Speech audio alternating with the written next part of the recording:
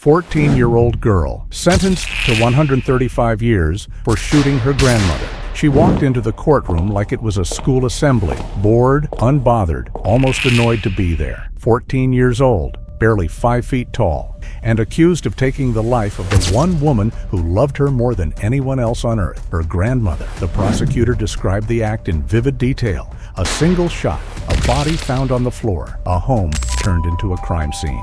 And through it all, the girl sat motionless. No tears, no trembling hands, just a faint smirk tugging at the corner of her lips. The jury watched in stunned silence. The judge leaned forward, and the victim's family, the girl's own relatives, wept openly, struggling to understand how the child they once held as an infant could become this. She thought her age made her untouchable. She believed that no court in America would ever sentence a child to spend the rest of her life behind bars. But she underestimated one thing: the evidence, the texts she thought were deleted, the surveillance footage she didn't know existed, the gunshot residue she couldn't wash away. 135 years. That's what was waiting for her. A sentence so long she would never breathe free air again. And when the gavel finally came down, that smirk disappeared forever. Stories like this remind us that justice always finds its way. If you believe in accountability, subscribe now and tell us what you think below. This is how it all began. The morning of June 7th started like any other in the quiet suburb of Riverside.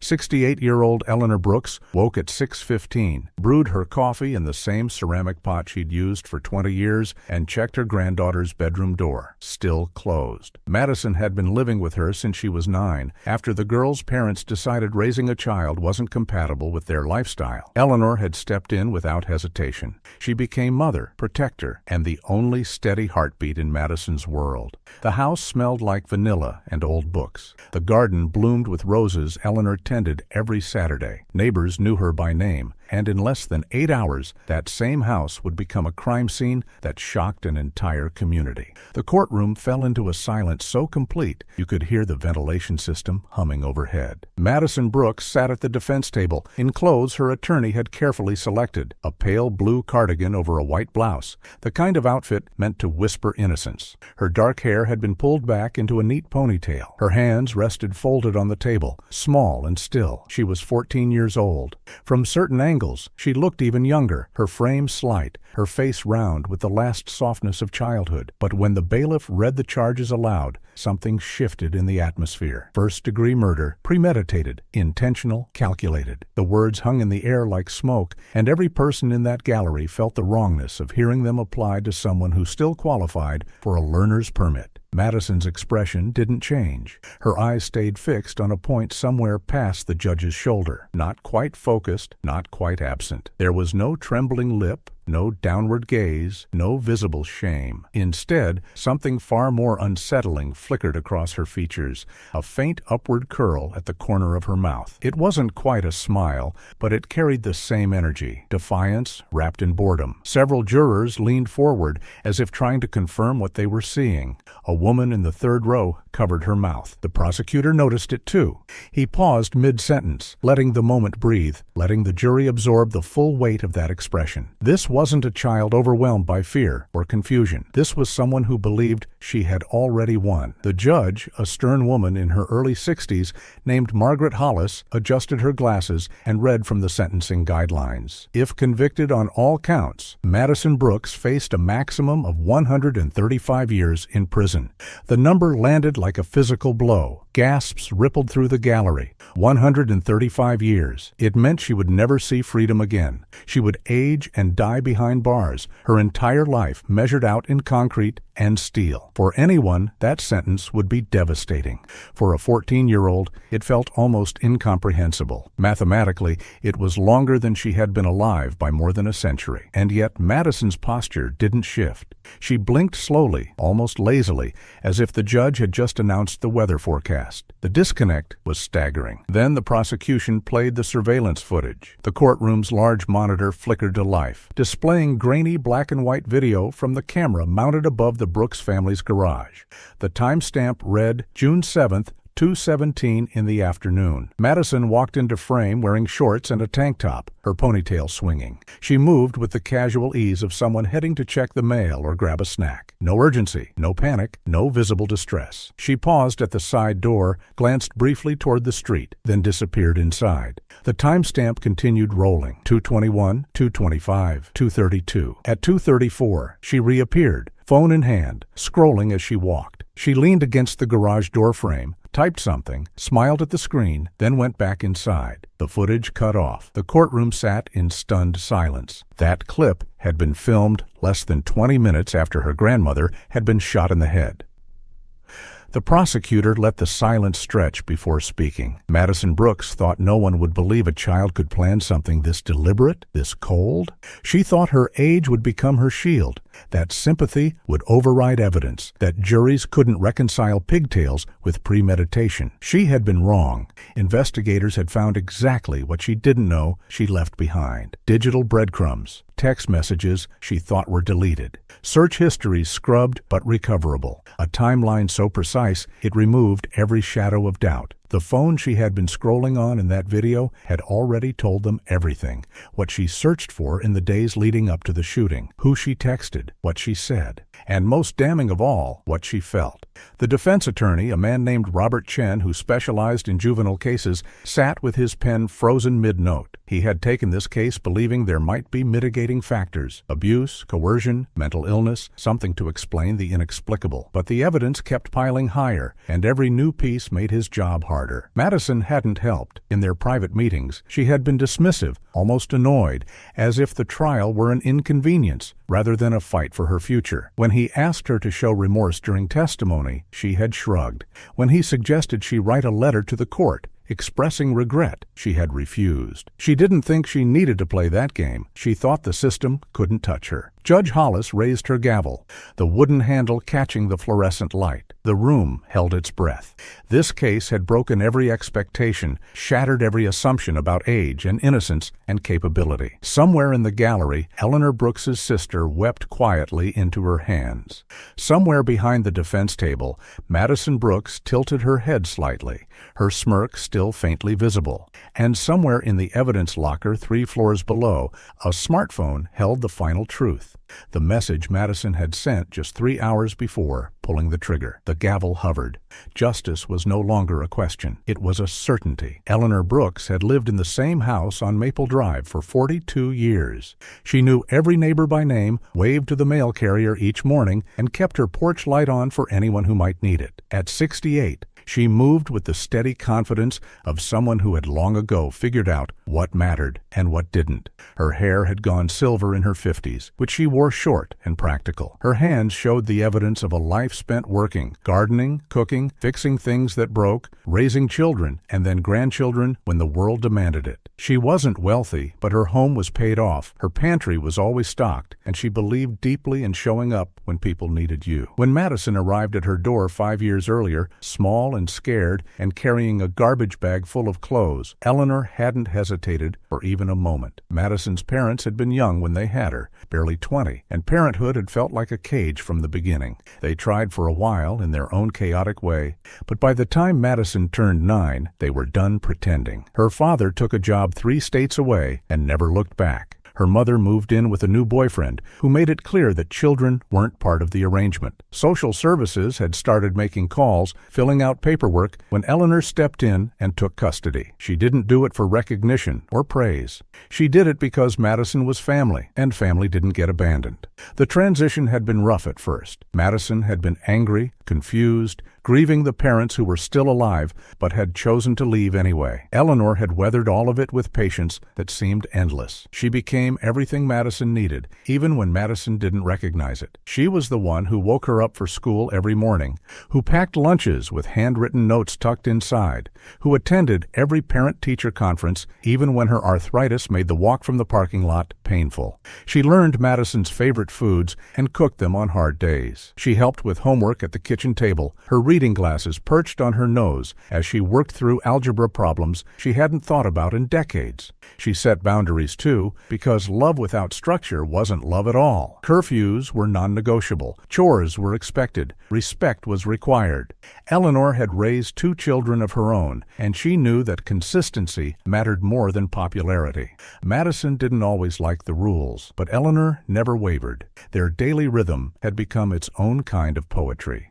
Eleanor rose at 6:15 every morning without an alarm, her body trained by decades of routine. She would brew coffee in the same ceramic pot, the one with the chipped handle that she refused to replace because it still worked perfectly fine. She would sit at the kitchen table with the newspaper spread before her, reading the local section first, then the obituaries, keeping track of which neighbors had passed, which families needed casseroles delivered. By 7, she would knock softly on Madison's door, wait for the grumbled response, then head back downstairs to start breakfast. Oatmeal on weekdays, pancakes on Saturdays. The smell of cinnamon and brown sugar filled the house like a promise. By 7:30, they would eat together, Madison scrolling through her phone, while Eleanor asked about upcoming tests or friend drama or anything that might crack open a real conversation. The neighbors had watched Eleanor raise Madison with a mixture of admiration and concern.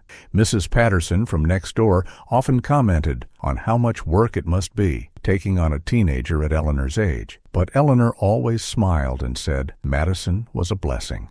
Mr. Chen across the street had helped Eleanor install new locks on the doors when Madison went through a phase of sneaking out at night. The whole block knew Eleanor's story, the sacrifices she had made, the second chance she had given her granddaughter, the quiet heroism of stepping up when others stepped away. They saw her at the grocery store, carefully reading labels and comparing prices. They saw her in the garden, planting tomatoes and teaching Madison how to water them properly. They saw her walking to church on Sundays, Madison trailing behind with headphones in, but still present, still showing up.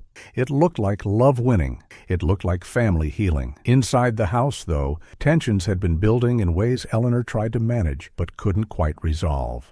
Madison had entered adolescence with a fury that seemed disproportionate to her circumstances. She resented the rules, the expectations, the constant accountability. She wanted freedom without responsibility, independence without consequence. Arguments had become more frequent over the past year. Madison would slam doors, refuse to speak for days, test every boundary Eleanor set. Eleanor held firm, believing that structure would eventually give way to understanding, that the storm of teenage anger would pass and leave behind gratitude. She had seen it with her own children. She believed she would see it with Madison too. But there were moments, small and fleeting, when Eleanor felt a coldness in Madison that she couldn't quite name, a blankness behind the eyes during arguments, a lack of empathy that seemed deeper than normal teenage self-absorption. Eleanor had confided in her sister Margaret during a phone call 2 weeks before her death. She had said that Madison seemed different lately, more distant, almost calculating. When Eleanor tried to talk to her about college or future plans, Madison would shut down completely. When Eleanor enforced consequences for broken rules, Madison would smile in a way that felt wrong, as if she knew something Eleanor didn't. Margaret had suggested therapy, maybe family counseling, anything to bridge the growing gap. Eleanor had agreed. She had even made an appointment for the following month. She thought she had time. She thought love and persistence would be enough. She thought the girl she had sacrificed so much for would eventually recognize that sacrifice and honor it. The last normal morning had been unremarkable in every way that mattered. Eleanor woke at 6:15, brewed her coffee, read the paper, knocked on Madison's door at 7, made oatmeal with raisins and honey.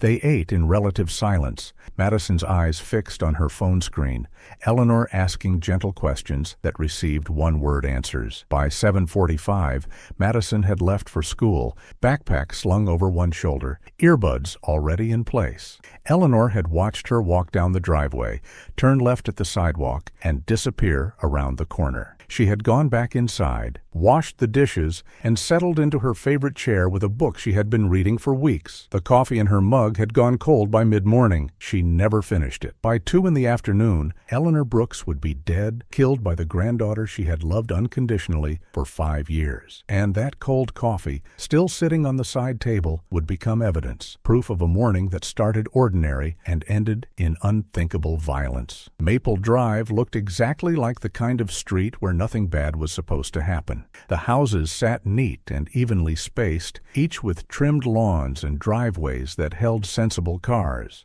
Oak trees lined both sides, their branches creating a canopy that filtered sunlight into soft patterns on the pavement. Children rode bikes in lazy circles. Dogs barked at squirrels. The sound of lawnmowers hummed in the distance, mixing with birdsong and the occasional rumble of a delivery truck. It was the kind of neighborhood where people left their garage doors open while they ran errands, where spare keys lived under welcome mats, where trust was the default setting. Residents took pride in that safety, in the shared understanding that they looked out for one another. Crime happened elsewhere, in other zip codes, to other families. Maple Drive existed in a bubble of suburban peace that felt earned and permanent. On the morning of June 7th, that peace continued undisturbed. Mrs. Patterson watered her roses at 8:30, waving to Mr. Chen as he backed out of his driveway. The mail carrier made his rounds, dropping catalogs and bills into boxes. A landscaping crew worked 3 houses down, their leaf blowers creating white noise that blended into the neighborhood's rhythm. No one noticed anything unusual about the Brooks residence. Eleanor's car sat in the driveway exactly where it always was on weekdays. The curtains were drawn in the living room, but that wasn't strange.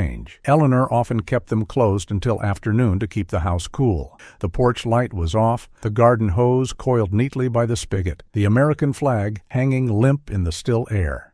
Everything appeared normal because everything was designed to appear normal. Routine was the camouflage that violence wore before revealing itself. Inside the house, tucked in the back of Eleanor's bedroom closet behind shoeboxes and winter sweaters, sat a small lockbox. It was gunmetal gray, scratched at the corners, secured with a combination lock that hadn't been changed in 15 years. Eleanor's late husband had purchased it decades earlier, back when he still went hunting in the fall, and believed in keeping firearms accessible for home protection.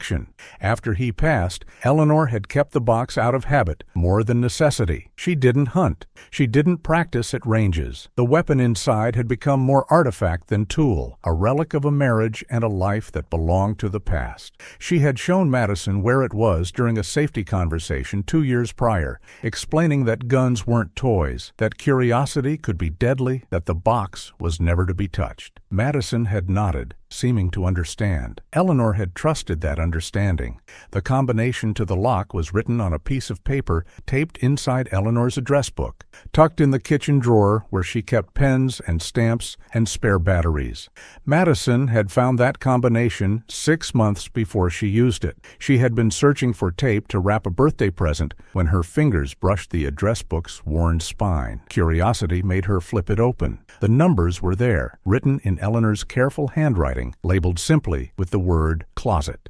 Madison had stood in the kitchen holding that book, her mind processing what those numbers meant, what they unlocked, what power they represented. She didn't take the gun that day. She simply noted where it was, filed the information away like a password to an account she might need later. Over the following months, she checked periodically to make sure it was still there, still loaded, still waiting. She never mentioned it to Eleanor. She never asked questions about it. She just watched and waited and planned in ways that Eleanor could never have anticipated. The timeline of June 7th compressed into a series of moments that would later be reconstructed with forensic precision. Madison left for school at 7:45, her backpack containing books she would never open. She attended first period English, where she turned in an essay on symbolism in literature. She sat through second period math, solving equations with the same board competence she always showed. By third period, she asked for a hall pass, claiming she felt sick. The school nurse saw her briefly, noted no fever, suggested she drink water and rest. Madison never returned to class. Instead, she walked out the side entrance where cameras didn't quite reach, cut through the baseball field, and headed home. She arrived back at the house on Maple Drive at 11:37. The surveillance camera across the street, mounted on the Chen family's garage, captured her walking up the driveway. She looked completely calm. At 11:42, Madison sent a text message from her bedroom. It went to her friend Kayla, a girl from school she sometimes ate lunch with but wasn't particularly close to. The message read, "Everything changes today, finally." 3 dots appeared as Kayla typed a response, asking what that meant, if everything was okay. Madison never answered. She set her phone face down on her nightstand, walked down the hallway past family photos that showed her and Eleanor smiling at birthdays and holidays, and opened Eleanor's bedroom door. The closet was exactly as she remembered. The lockbox sat where it always sat. Her fingers entered the combination without hesitation. The lock clicked open. Inside, wrapped in an old towel, was the handgun Eleanor's husband had purchased 30 years earlier. Madison lifted it, feeling its weight, testing its balance. She checked the chamber the way she had learned from YouTube videos she had watched late at night when Eleanor thought she was asleep. Loaded, ready, waiting. Eleanor was in the kitchen when Madison came downstairs. She had been making lunch, tomato soup and grilled cheese, the kind of simple meal she had made 1,000 times before. The radio played softly on the counter, classical music filling the space between the refrigerator's hum and the tick of the wall clock. Eleanor heard Madison's footsteps and turned, smiling, ready to ask why she was home early, if the school had called, if she needed anything. The words never made it past her lips. She saw what Madison was holding. Her brain struggled to process the impossibility of it. Her granddaughter, her child, standing in the doorway with a gun pointed directly at her chest. Eleanor's hands came up instinctively, not quite defense, not quite surrender. She started to say Madison's name. The sound of the gunshot swallowed everything else. The soup continued simmering on the stove. The radio kept playing. And on Maple Drive, where nothing bad was supposed to happen, the ordinary afternoon shattered into something that could never be repaired. Eleanor Brooks had faced many difficult moments in her 68 years. She had buried a husband she loved. She had watched her own children make choices that broke her heart. She had taken in a frightened 9-year-old and rebuilt a life around her needs, but nothing in her accumulated experience had prepared her for the sight of her granddaughter standing in the kitchen doorway with a gun. The human brain struggles to process contradictions that extreme. This was Madison, the girl she tucked in at night when nightmares came. This was the child she had sacrificed everything to protect, and yet the weapon in her hands was undeniably real, its barrel pointed with unwavering steadiness at Eleanor's center mass. For one frozen heartbeat, Eleanor's mind searched desperately for an explanation that made sense. A mistake, a misunderstanding, a terrible joke that would end with nervous laughter and relief. Madison's expression provided no such comfort. Her face held the same blank neutrality it had worn that morning at breakfast, the same detached calm she showed when Eleanor asked about homework or chores. There was no rage twisting her features, no tears streaming down her cheeks, no visible emotion at all. She looked like someone performing a task they had already mentally rehearsed, following steps they had planned in careful detail. Eleanor's hands remained suspended in the air between them, trembling now, her mouth opening to form words that her voice couldn't quite produce. She wanted to ask why. She wanted to beg. She wanted to remind Madison of every birthday cake, every scraped knee bandaged. Every night Eleanor had sat beside her bed, reading stories until she fell asleep. But the words tangled in her throat, trapped by the impossibility of the moment. The kitchen around them held the evidence of their shared life. The refrigerator door displayed Madison's report cards held up by magnets Eleanor had collected from every state fair and farmer's market she had visited. The calendar on the wall showed Eleanor's neat handwriting marking Madison's upcoming dentist appointment, a school event, a reminder to pick up her prescription. The dish towel draped over the oven handle had been a Christmas gift from Madison 3 years earlier, embroidered with the words "World's Best Grandma" in cheerful red thread.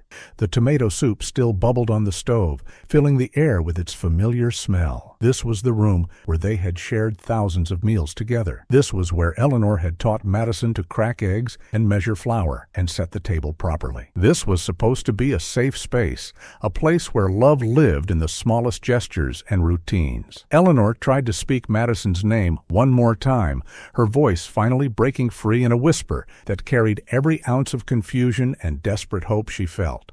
She took a small step backward, her her hip bumping against the counter. The movement was instinctive, not strategic, her body trying to create distance from a threat her mind still couldn't fully accept. Madison's grip on the weapon tightened slightly.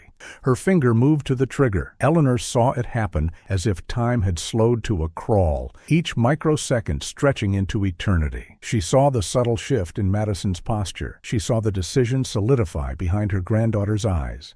And in that final moment, Eleanor understood with terrible clarity that there would be no explanation, no last-minute change of heart, no mercy. The sound that followed was impossibly loud in the confined space of the kitchen, a crack that seemed to split the air itself and echo off every surface. The radio's classical music continued playing, Mozart's Piano Concerto No. 21, a piece Eleanor had always found beautiful. The soup continued its gentle simmer. The clock on the wall ticked forward, indifferent to catastrophe. Eleanor's body responded to laws of physics that cared nothing for love or sacrifice or fairness. She stumbled backward, her hand clutching at the counter for support that couldn't hold her. Her knees buckled. The world tilted sideways. She had time to think one more thought, though later no one would ever know what it was. Perhaps she thought of her late husband, waiting for her somewhere beyond. Perhaps she thought of her children, the ones she had raised to adulthood. Perhaps she thought of Madison as she used to be, small and scared, and needing her grandmother desperately. Eleanor Brooks collapsed to the kitchen floor, her body folding in on itself like a marionette with cut strings. The fall seemed to take forever, and no time at all.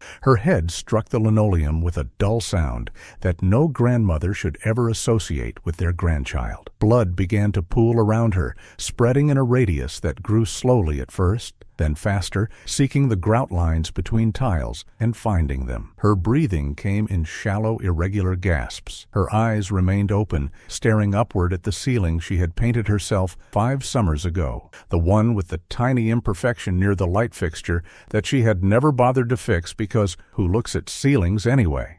Her hand twitched once, fingers curling slightly, as if reaching for something just out of grasp. And then the movement stopped. Madison stood in the doorway, watching. The gun remained in her hand, still warm from the discharge, smoke curling lazily from the barrel. Her breathing was steady. Her pulse was normal. She didn't drop to her knees. She didn't scream. She didn't rush forward to check for signs of life, or whisper desperate apologies, or beg for forgiveness that could never come. Instead, she simply stood there, observing the scene before her with the detached interest of someone watching a movie they had already seen. The classical music reached a crescendo, violins sweeping upward in a phrase that sounded almost triumphant. The soup began to burn at the edges, the smell changing from comforting to acrid. And on the floor, in the expanding pool of red, Eleanor Brooks took her last breath while her granddaughter watched without emotion. The moment stretched and then snapped. Madison lowered the gun, her movements careful and deliberate. She walked to the sink and washed her hands, scrubbing her palms with dish soap that smelled like lavender, rinsing until the water ran clear. She dried them on the embroidered dish towel, the one that said, "World's Best Grandma," leaving no trace of moisture behind. She turned off the stove, moving the soup pot to a cold burner, an automatic gesture born from years of Eleanor's teaching about kitchen safety. She looked at her grandmother's body one more time, tilting her head slightly as if considering whether she had forgotten anything. Then she turned and walked out of the kitchen, her footsteps steady on the hardwood floor, leaving behind the woman who had loved her unconditionally and the life that would never be the same. At 2:47 in the afternoon, the emergency dispatch center received a call from the Brooks residence. The operator, a woman named Sarah Mitchell, who had been doing this job for 11 years, answered with her standard greeting and immediately began her mental checklist of tones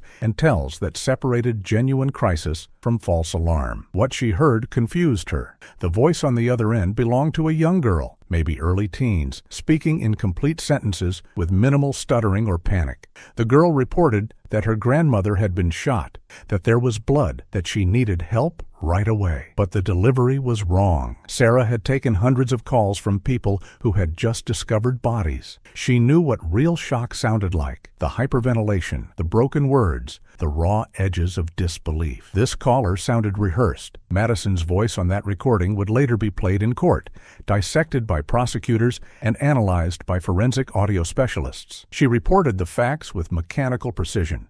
Her grandmother was on the kitchen floor. She wasn't breathing. There was a lot of blood. Madison provided the address clearly, spelled out the street name without being asked, confirmed that she was alone in the house. When Sarah asked if Madison could perform CPR, there was a pause that lasted exactly 3 seconds. Then Madison said, no, she couldn't. It was too much blood. She was too scared. But her voice didn't match the words. There was no tremor, no escalation, no audible tears. Sarah prompted her to stay on the line, to keep talking, to move away from the body if it was too traumatic. Madison complied with each instruction, her responses coming at steady intervals, perfectly timed, almost scripted. The first patrol car arrived at 2:51, just 4 minutes after the call came in. Officer David Martinez had been on traffic duty 2 blocks away when the dispatch came through. He pulled up to the house with lights flashing, his partner, Officer Jennifer Cole, already radioing for backup and medical support. They approached the front door, which stood slightly ajar, unlocked but not open, as if someone had prepared it for their arrival. Martinez knocked twice, announced their presence loudly, then pushed the door open when Madison called out from somewhere inside. They found her sitting on the stairs in the foyer, her knees pulled up to her chest, her phone resting on the step beside her. She looked up at them with wide eyes that should have been red from crying, but weren't. Her breathing was calm. Her hands weren't shaking. Cole moved past her toward the kitchen, while Martinez stayed with Madison, asking gentle questions in the tone he used for traumatized witnesses. Where was her grandmother? What had happened? Was anyone else in the house? Madison answered each question clearly, pointing toward the kitchen, saying she didn't know what happened. She had just come home and found her like that. Her story was simple and direct. She had felt sick at school. She came home early. She walked into the kitchen and saw her grandmother on the floor. She called 911 immediately. Martinez made notes, watching her face for the micro-expressions that usually accompanied trauma. The 1,000-yard stare, the repetitive movements, the verbal loops. He saw none of them. Madison sat composed and cooperative. Her performance led her perfect, except for the absence of genuine emotion. From the kitchen came Cole's sharp intake of breath, followed by her radio call for the coroner. Martinez told Madison to stay put and went to see for himself. Eleanor Brooks lay on her back in a pool of blood that had spread across nearly 4 feet of tile. The wound was immediately visible, a single gunshot to the upper chest, entrance wound clear, no exit. Her eyes were still open. One hand rested on her abdomen, the other extended slightly to her side. The soup pot sat on a cold burner, its contents burned at the edges, but not destroyed. The radio still played classical music, and on the floor, approximately 6 feet from the body, lay the weapon. It had been placed there, not dropped, not thrown, but set down with care. The positioning was deliberate, the angle too neat to be accidental. Cole was photographing the scene with her body camera, narrating what she saw for the record. No signs of forced entry, no evidence of struggle, no ransacked drawers or disturbed furniture. The house appeared untouched, except for the horror in the kitchen. Martinez walked the perimeter carefully, noting the clean counters, the closed windows, the locked back door. This wasn't a burglary gone wrong. This wasn't a home invasion. The violence here had been singular and focused. One shot, one target, nothing taken. He returned to the foyer where Madison still sat on the stairs. She had picked up her phone and was scrolling through it absently, her thumb moving in small circles on the screen. When Martinez asked her to put it down, she complied immediately, setting it beside her with no protest.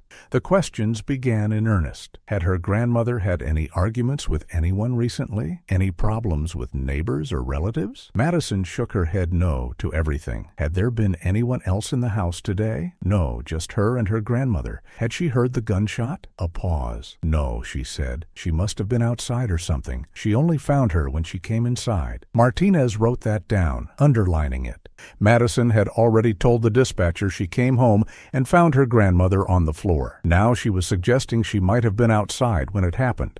The timeline was shifting slightly, small inconsistencies creeping in. Cole emerged from the kitchen and caught Martinez's eye. She gave a small shake of her head that communicated everything. Something here doesn't add up. Backup arrived along with the medical examiner and crime scene technicians. The house transformed into a hive of controlled chaos. People moving with purpose, marking evidence, photographing angles, collecting samples. Madison was moved to the living room, given a bottle of water, asked if she needed anything. She sat on the couch where she and Eleanor had watched movies together countless times. And she waited with the patience of someone who had nothing to fear. Officer Martinez stood in the doorway watching her, his instincts screaming that something fundamental was wrong. He had seen grief in every form imaginable. He had held the hands of people who had lost everything. And this girl, sitting calmly on her dead grandmother's couch, drinking water with steady hands and dry eyes, was not grieving. She was waiting. The question was, waiting for what? Martinez pulled out his notebook and began writing questions that would need answering. And in that moment, standing in a house where love had been repaid with violence, he knew this case was going to haunt everyone it touched. The crime scene technicians arrived with their kits and cameras and clinical detachment that came from years of seeing the worst humanity could offer. They moved through the Brooks house like surgeons, methodical and precise, treating every surface as potential evidence and every detail as a piece of a puzzle that would eventually reveal its complete picture. The lead technician, a woman named Dr. Lisa Huang, had worked homicides for 15 years. She had processed scenes in mansions and trailer parks, had collected evidence from victims who were 90 and victims who were 9. She approached each case with the same unwavering principle. Forensic science didn't care about sympathy or circumstances or who seemed guilty. It only cared about facts. And in this kitchen, the facts were already beginning to tell a story that contradicted the one Madison Brooks had provided. The first test performed was gunshot residue analysis. When a firearm discharges, it releases microscopic particles of primer compounds and burned gunpowder that settle on anything nearby: hands, clothing, skin, hair. Dr. Huang used adhesive stubs to carefully sample Madison's hands,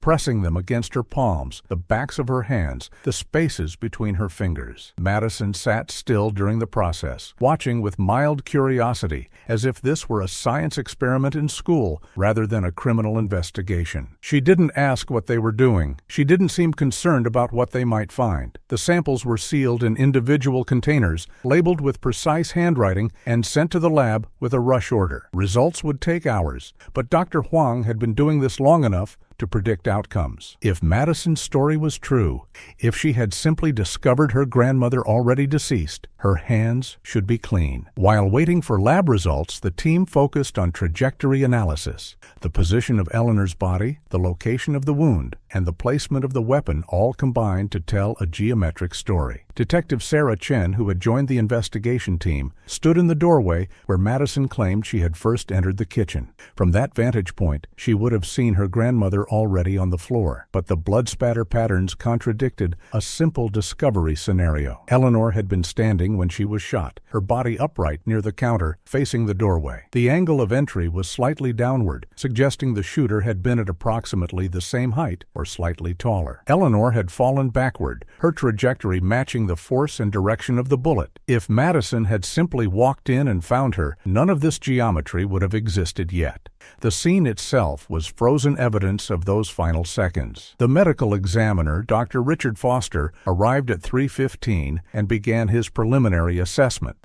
He documented the wound, measured the blood pool, took the body's core temperature with the clinical efficiency of someone who had performed this ritual hundreds of times. Time of death could be estimated with reasonable accuracy based on multiple factors: liver temperature, rigor mortis progression, ambient room temperature, the coagulation stage of the blood. Dr. Foster made his calculations while photographs clicked around him. His initial estimate placed death between 1:30 and 2:15 in the afternoon. That window mattered enormously. Madison had claimed she came home around 2:30 and immediately called emergency services. But if Eleanor had died earlier than 2:15, that timeline became problematic. The coroner's precision would tighten that window further once he had her back at the morgue. The digital evidence team arrived next, specialists whose job was to extract electronic footprints that most people didn't even know they were leaving. Detective Marcus Williams handled Madison's phone personally,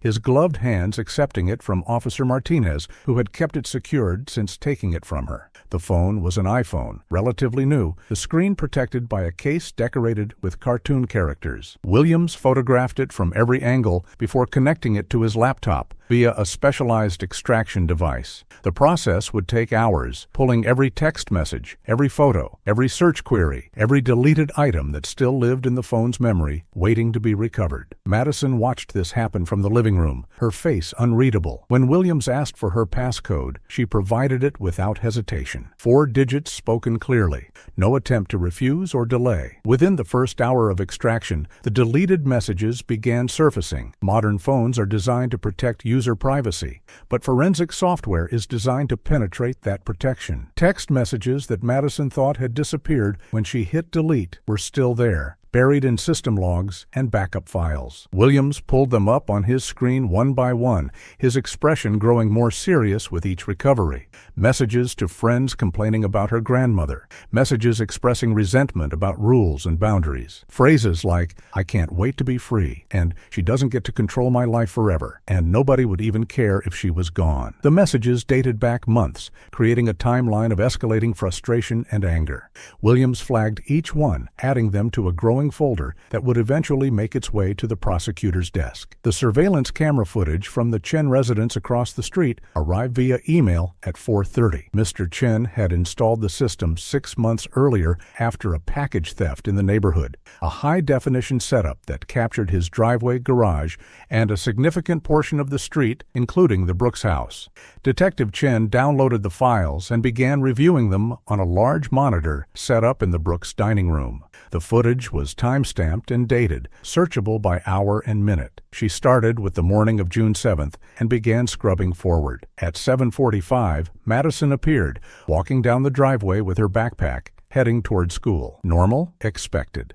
At 11:37, Madison reappeared, walking up the driveway, entering through the side door. That matched her story about coming home sick. But at 2:17, Madison emerged from the same side door, looking calm and unhurried. At 2:21, she leaned against the garage, scrolling on her phone. At 2:34, she went back inside. At 2:43, she appeared again briefly, pacing in the driveway. At 2:47, she would make the emergency call. Detective Chen paused the footage and measured the timeline against Madison's statement. The girl had been home since 11:37. Her grandmother had likely died between 1:30 and 2:15. Madison hadn't called for help until 2:47. Even accounting for shock and confusion, that was a significant gap. And the footage showed her outside the house, apparently calm, scrolling her phone, doing nothing that resembled panic or distress. Chen made notes, copied the relevant segments, and added them to the evidence file. The digital timestamp on that surveillance camera was synchronized with cellular networks, accurate to within seconds. It couldn't be argued with or explained away. It simply existed, mechanical and objective and damning. By 6 in the evening, the gunshot residue results arrived via encrypted email. Dr. Huang opened them on her tablet while standing in the Brooks kitchen, now transformed into a grid of evidence markers and measurement tools. The report was technical and detailed, but its conclusion was stark. High levels of primer residue were detected on Madison's right hand, palm, thumb, index finger, exactly where they would be if she had fired a weapon. Lower levels on her left hand, consistent with handling a firearm. The pattern was unmistakable. Madison had discharged a gun recently, likely within the past few hours. There was no other explanation that fit the chemistry. Dr. Huang shared the results with Detective Chen, who had joined her in the kitchen. They stood together in silence for a moment, both understanding what this meant. The 14-year-old girl sitting in the living room, looking small and scared and innocent, had gunshot residue on her hands. And that single scientific fact changed everything. Detective Marcus Williams had learned long ago that people treated their phones like confessionals, pouring their darkest thoughts into digital conversations with the false comfort of deletion buttons and disappearing messages. They forgot that nothing truly disappears, that every word typed leaves a ghost in the machine, waiting to be resurrected by someone with the right tools and the legal authority to use them. He sat at the Brooks dining room table with his laptop open, Madison's entire digital life spread before him in folders and subfolders that organized her existence into searchable categories. Messages, photos, search history, app usage, location data. Each category told part of a story, but it was the messages that always revealed the truth. People wrote things to friends they would never say out loud, especially teenagers who believed their private conversations existed in a consequence-free zone. The extraction software had recovered over 3,000 text messages spanning the past 18 months. Williams started with the most recent and began working backward, watching Madison's life unfold in reverse chronology. The surface-level messages were mundane: plans to meet at the mall, complaints about homework, commentary on social media drama, the typical noise of teenage communication. But underneath that ordinary layer, threaded through conversations with different friends at different times, was a pattern of escalating resentment toward Eleanor. The messages weren't constant or obsessive. They appeared sporadically, triggered by arguments or enforced consequences, small eruptions of anger that Madison vented digitally before returning to her normal life. Individually, they might have seemed like typical teenage frustration. Collectively, they painted a much darker picture. A conversation with a friend named Ashley from 4 months earlier showed Madison complaining about being grounded for missing curfew. The language was harsh, calling Eleanor controlling, saying she ruined everything, wishing she would just leave Madison alone. Ashley had responded with sympathy, agreeing that grandmothers didn't understand modern life, suggesting Madison just had to survive until she turned 18. Madison's reply had been more pointed: "What if I don't want to wait that long?" Ashley had sent back a string of laughing emojis, treating it as hyperbole. But Williams flagged the message anyway, noting the date and context.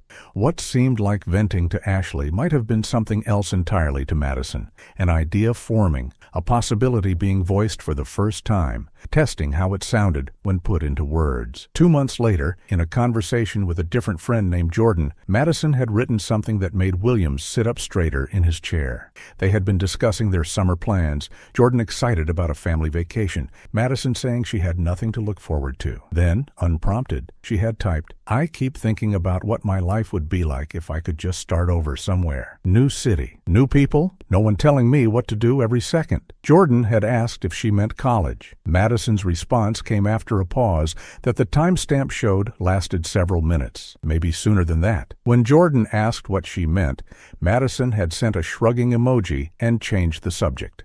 Williams marked that exchange, added it to his evidence folder, and kept reading. The mentions of freedom appeared more frequently as the timeline moved closer to June. Madison used the word in conversations with at least 5 different friends across 3 different messaging apps. She talked about freedom from rules, freedom from judgment, freedom from people who didn't understand her. The context shifted slightly each time, but the core sentiment remained consistent. She felt trapped, controlled, suffocated by Eleanor's presence and authority. None of her friends seemed particularly concerned.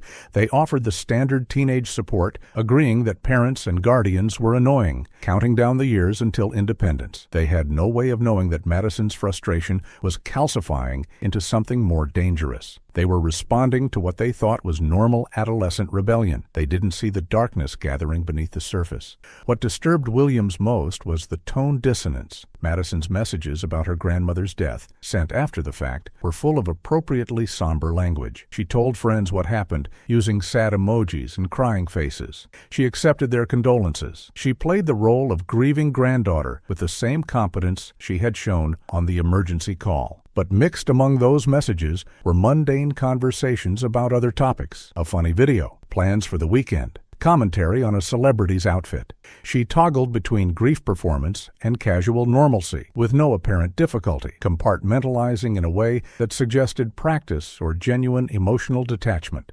Williams had seen this pattern before in suspects who lacked empathy, who viewed other people as obstacles rather than humans deserving of consideration. The search history painted an even more troubling picture. Williams opened that file with growing uneasiness, knowing what these queries might reveal. 3 weeks before Eleanor's death, Madison had searched, "How long does gunshot residue stay on hands?" 2 weeks before, she had searched, Can minors get life sentences? 10 days before, she had searched states with no death penalty for juveniles. The searches weren't constant or obsessive, just occasional queries scattered among normal teenage searches for song lyrics and homework help and fashion trends. But they existed. They created a timeline of premeditation that would be nearly impossible to explain away. Williams copied each one, including the timestamps, and created a document that would eventually be presented to a jury who would see exactly what he was seeing, a pattern of planning. But it was the message sent at 11:49 on June 7th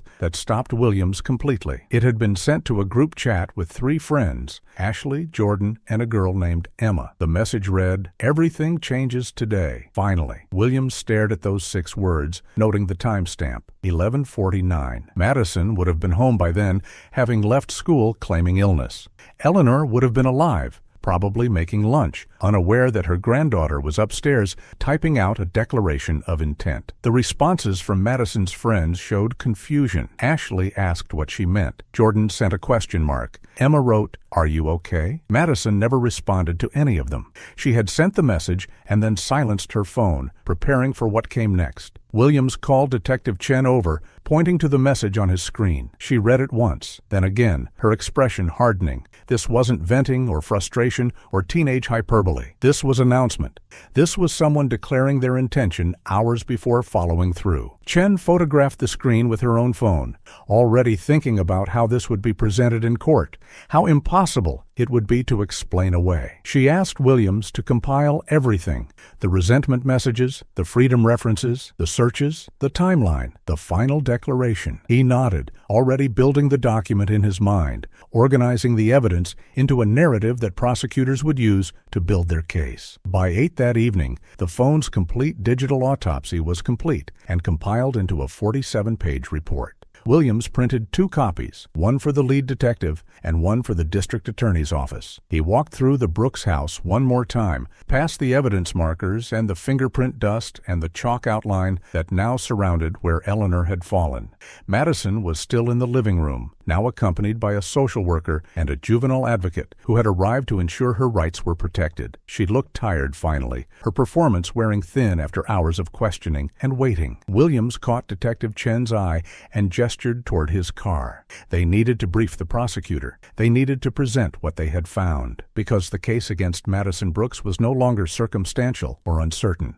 Her own words, preserved in the digital amber of deleted messages and search histories, had convicted her before any jury would ever hear her name. The interrogation room at the county sheriff's office was designed to be deliberately neutral. Beige walls, fluorescent lighting, a table bolted to the floor, 3 chairs arranged in a triangle that suggested conversation rather than confrontation. A camera mounted in the corner recorded everything with a red light that blinked steadily, documenting every word and gesture for eventual courtroom playback. Detective Sarah Chen sat across from Madison Brooks, a notepad open before her, a digital recorder placed conspicuously between them. Beside Madison sat her court-appointed attorney, Robert Chen, no relation to the detective, a man who specialized in juvenile cases and had seen his share of troubled teenagers. But even he seemed unsettled by his client's demeanor.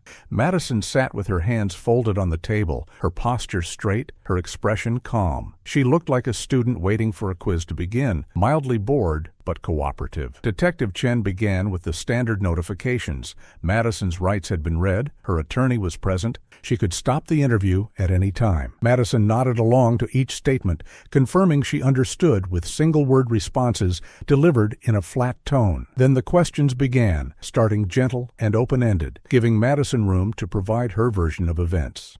Detective Chen asked her to walk through the day from the beginning, from waking up to the moment emergency services arrived. Madison complied, her narrative matching what she had already told Officer Martinez earlier. She woke up, had breakfast with her grandmother, went to school, felt sick, came home. The story was clean and simple, practiced in its smoothness. But Detective Chen was listening for more than content. She was listening for emotion, for the cracks that guilt usually created in a person's voice. There were no cracks. Madison described finding her grandmother's body with the same detachment she might use to describe finding a misplaced homework assignment. Her voice didn't waver. Her breathing didn't quicken. When Detective Chen asked how she felt seeing her grandmother like that, Madison paused as if considering the question academically, then said it was scary and sad.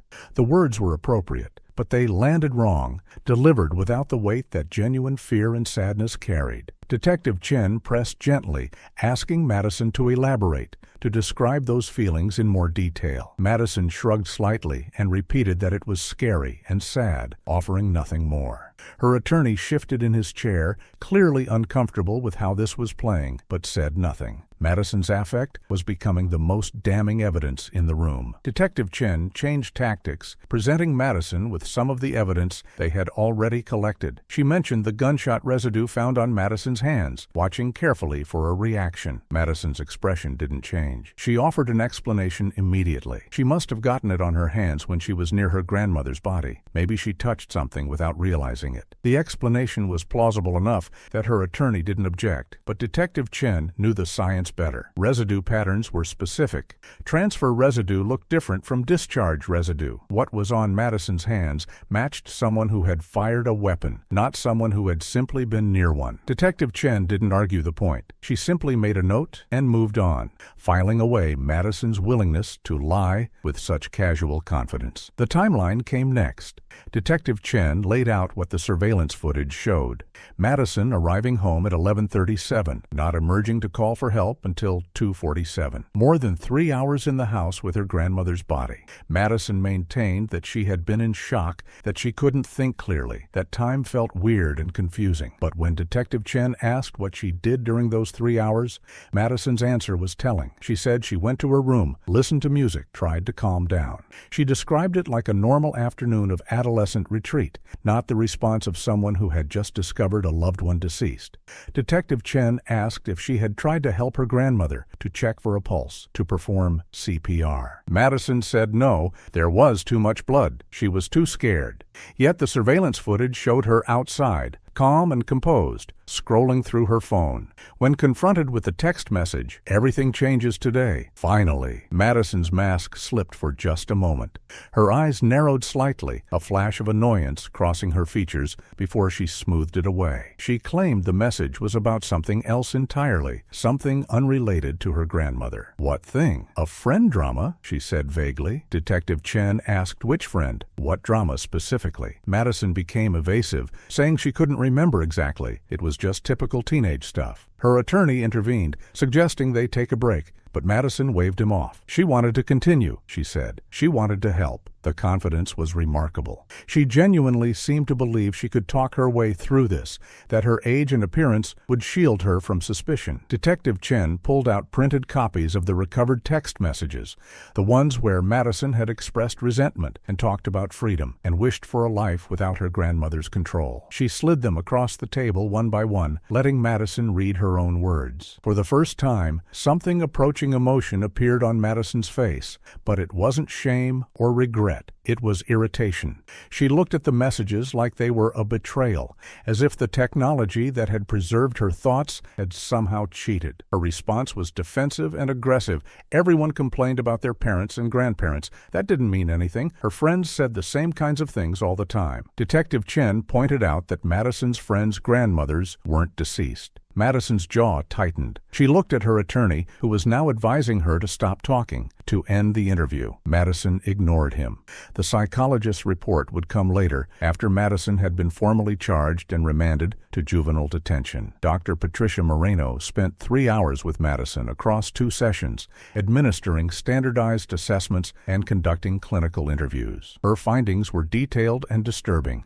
Madison demonstrated significantly reduced empathy scores, showing little capacity for understanding or sharing the feelings of others. She exhibited grandiose self-perception, believing herself smarter and more capable than the adults around her. She displayed shallow affect, unable to generate appropriate emotional responses, even when prompted. The pattern matched criteria for conduct disorder with callous, unemotional traits, a diagnosis that in adults would align with psychopathy. Dr. Moreno noted that Madison showed no remorse for her grandmother's death. instead expressing frustration at being caught and anger at the investigative process. During one assessment exercise, Dr. Moreno asked Madison to describe her grandmother using 3 words. Madison had paused, considering, then said, controlling, outdated, obstacle, not loving or caring, or any acknowledgement of the sacrifices Eleanor had made. When Dr. Moreno asked how Madison felt about her grandmother's death now, weeks after the fact, Madison's response was recorded verbatim in the report. She said, and these words would later be read aloud in court. I feel like everyone expects me to be crying all the time, but that's not realistic. People die. Life goes on. I'm just ready to move forward. Dr. Moreno had underlined that statement 3 times in her notes, ready to move forward, as if Eleanor's death were merely an inconvenient detour rather than a tragedy Madison herself had caused. The narcissistic markers were evident throughout Madison's behavior and language. She showed excessive preoccupation with her own needs and desires while demonstrating inability to recognize the needs of others. She expressed anger not at what she had done, but at the consequences she now faced. She viewed herself as a victim of circumstances rather than the architect of a violent crime. When Dr. Moreno asked if Madison understood why people were upset with her, Madison had rolled her eyes, an expression captured on the session's video recording, and said people were being dramatic, that they didn't understand her situation, that everyone was judging her unfairly. The complete absence of accountability was textbook. Madison had committed the ultimate act of selfishness and somehow still positioned herself as the person most wronged by what had happened. The interrogation ended after 4 hours when Robert Chen finally insisted they stop, recognizing that his client was only making things worse with every word she spoke. Detective Chen turned off the recorder and gathered her notes, having collected more than enough material to support the charges being filed. Madison was escorted back to the holding area, her demeanor unchanged, still carrying herself with the confidence of someone who believed she would ultimately prevail. Detective Chen watched her go, then turned to her partner, who had been observing through the one-way glass. They didn't need to say anything. They had both seen it. They had both heard it. Madison Brooks was 14 years old, but she possessed the emotional architecture of someone far more dangerous, someone who could end a life and feel nothing, who could sit in an interrogation room and perform concern without ever actually experiencing it. And that chilling absence of humanity, more than any physical evidence, told them exactly who they were dealing with.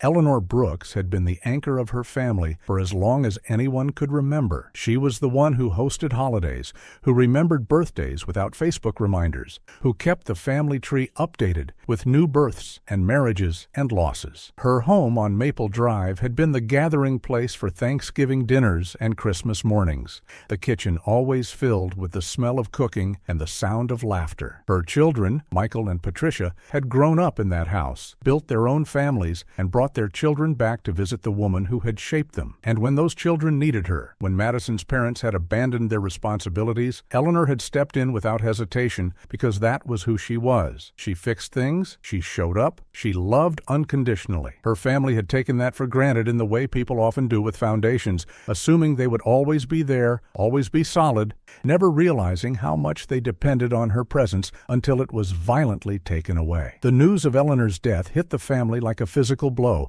made worse by the impossible circumstances surrounding it. Michael Brooks received the call from Detective Chen while he was at work 3 states away, managing a construction site in Ohio. He had listened to the words, mother, deceased, granddaughter, investigation, and felt his brain refuse to process them in order. He had called his sister Patricia immediately, his voice breaking as he tried to explain what the detective had told him. Patricia lived 2 hours away in the same state, close enough to visit monthly, but too far to have seen the warning signs that, maybe in retrospect, had been there all along. She had dropped everything, gotten in her car, and driven to Maple Drive with tears streaming down her face, hoping desperately that there had been some terrible mistake, some misunderstanding that would resolve itself once she arrived. There had been no mistake. The crime scene tape stretched across Eleanor's front door, bright yellow against the white siding, impossible to deny or explain away. Patricia sat in her car across the street for 20 minutes, unable to make herself get out. unable to accept that her mother was inside that house but would never answer the door again.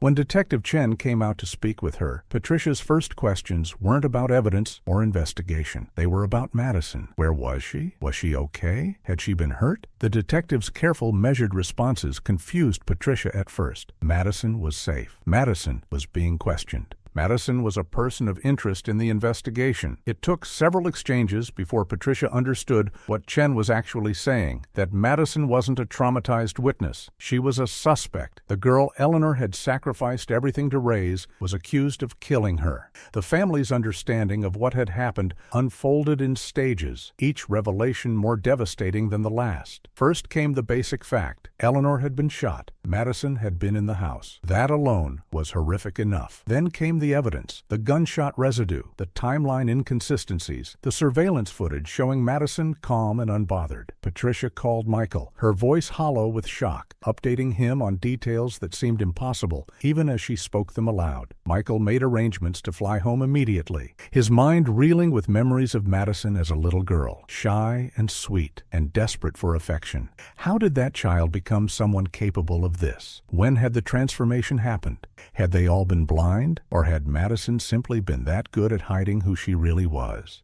The extended family began gathering in the days that followed, drawn together by grief and disbelief and a desperate need to make sense of the senseless. Eleanor's sister Margaret arrived from Florida, her face aged a decade in the span of a few days. Eleanor's brother Thomas drove in from Tennessee with his wife, both of them moving through the motions of travel in a state of numb shock. Cousins, nieces, nephews, the Brooks family tree spread across multiple states, but they all converged on Maple Drive, creating an impromptu memorial on Eleanor's front lawn when they couldn't enter the house. Flowers appeared, then candles, then handwritten notes and photographs. The neighbors contributed too, Mrs. Patterson bringing a framed picture of Eleanor in her garden, Mr. Chen adding a small angel figurine. The memorial grew organically, a physical manifestation of collective grief. But alongside the sorrow was a rage that had no outlet. This wasn't a car accident or a sudden illness or even a random act of violence by a stranger. This was betrayal in its purest form. Eleanor had given Madison everything: stability, love, patience, second chances, unconditional support.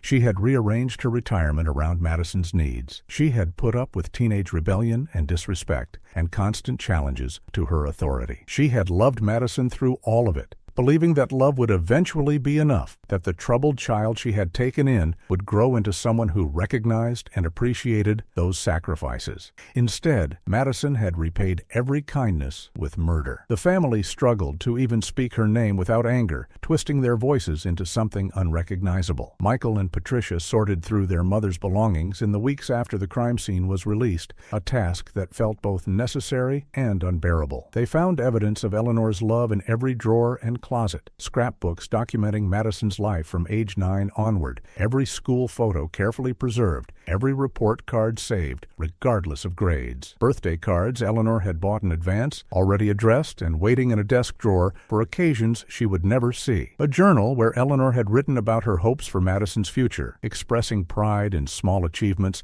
and concern about growing distance, wondering if she was doing enough, if she was saying the right things, if Madison knew how deeply she was loved. Patricia read those entries and wept, knowing her mother had died believing she had somehow failed, never understanding that Madison's coldness wasn't a reflection of Eleanor's inadequacy, but of something broken inside the girl herself. The letters to the judge began arriving at the courthouse in the months between Madison's arrest and her trial. The family needed somewhere to put their grief, some way to ensure that Eleanor's life wasn't reduced to a case number and a set of crime scene photographs. Michael wrote first, his letter typed and formal, describing his mother's character, her sacrifices, the life she had built, and the people she had touched. He wrote about watching her take in Madison, watching her pour everything into raising a child who wasn't hers to raise, watching her age under the stress of trying to reach someone who remained fundamentally unreachable. Patricia's letter was more emotional, handwritten across 6 pages, memories spilling out in no particular order. Eleanor teaching her to bake, Eleanor sitting beside hospital beds during childhood illnesses, Eleanor showing up at every important moment with quiet support and terrible coffee and unconditional love. Margaret, Eleanor's sister, wrote a letter that focused on betrayal. She described Eleanor's phone call 2 weeks before her death, the concern in her voice about Madison's growing distance, the plans they had made for family therapy. She wrote about how Eleanor had never stopped trying, never stopped hoping, never stopped believing that love would eventually break through whatever walls Madison had built. Margaret's letter ended with a question that many in the family echoed. How do you forgive someone who murdered your hope? Eleanor hadn't just lost her life, she had lost it believing she had failed the child she loved, never knowing that no amount of love could have changed what Madison was fundamentally incapable of feeling. The photographs entered into evidence told Eleanor's story in images that words couldn't capture. Eleanor, at 60, smiling in her garden with dirt on her hands and satisfaction on her face. Eleanor with Madison at age 9, the girl small and uncertain, Eleanor's arm around her shoulders protective and sure. Eleanor and Madison at a school event, Eleanor beaming with pride while Madison looked at her phone. Eleanor alone in more recent photos, the smile a little more tired, the eyes showing strain that the family recognized in hindsight. The final photograph, taken by a neighbor just 2 weeks before her death, showed Eleanor watering her roses while Madison sat on the porch steps behind her, visible in the background, but separate, already disconnected, already planning. The community grief manifested in vigils and fundraisers and shared memories posted to social media. Eleanor had been woven into the fabric of Maple Drive in ways that became visible only in her absence. The library where she volunteered every Tuesday. The church where she sang in the choir. The community garden where she maintained a plot and shared vegetables with anyone who needed them. People came forward with stories. Eleanor helping with groceries when someone lost a job. Eleanor sitting with a sick neighbor when family couldn't be there. Eleanor organizing meal trains and donation drives and support networks. She had been the kind of person who held communities together through small acts of persistent kindness, and she had been killed by the child she had tried hardest to save. The family held a private funeral service 3 weeks after Eleanor's death, delayed by the investigation and the need to release the body from the medical examiner's custody. The church overflowed with mourners, people standing in the aisles and spilling out into the parking lot. The pastor spoke about Eleanor's faith and generosity and the cruel irony of her death. Michael gave a eulogy that he barely made it through, his voice breaking repeatedly as he tried to honor his mother while processing the horror of how she died. Patricia read a passage from Eleanor's journal, the one where she had written about hoping Madison would someday understand how much she was loved. The words felt like a punch to everyone present.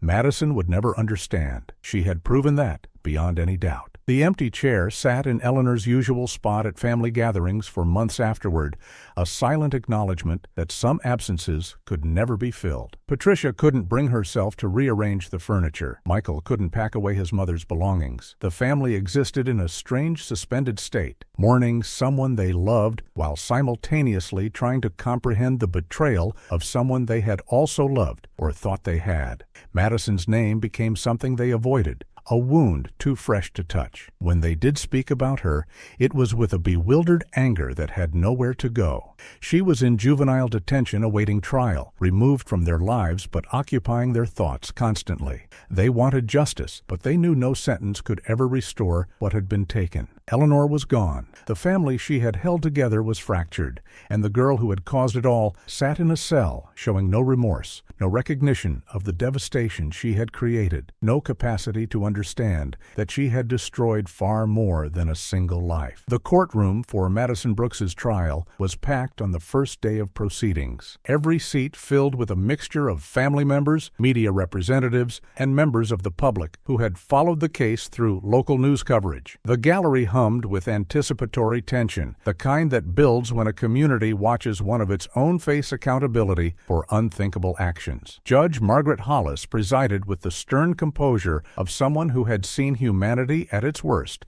and maintained faith in the legal system anyway. She was known for running a tight courtroom, tolerating no disruptions, treating every case with the gravity it deserved, regardless of the defendant's age or circumstances. At the defense table sat Madison Brooks, dressed in clothes her attorney had selected to emphasize her youth, a navy cardigan over a pale blouse, her hair pulled back, minimal makeup, The outfit whispered innocence. But the expression on Madison's face told a different story entirely. From the moment she entered the courtroom, Madison carried herself with a confidence that bordered on arrogance. She walked beside her attorney with her head up, her shoulders back, scanning the gallery with what appeared to be curiosity rather than fear. She made eye contact with several jurors as she passed, offering a small, polite smile, as if greeting acquaintances at a social event. Some jurors looked away immediately, uncomfortable with the disconnect between her appearance and the charges she faced. Others stared back, trying to reconcile the teenage girl before them with someone accused of premeditated murder. Madison seemed unbothered by the scrutiny.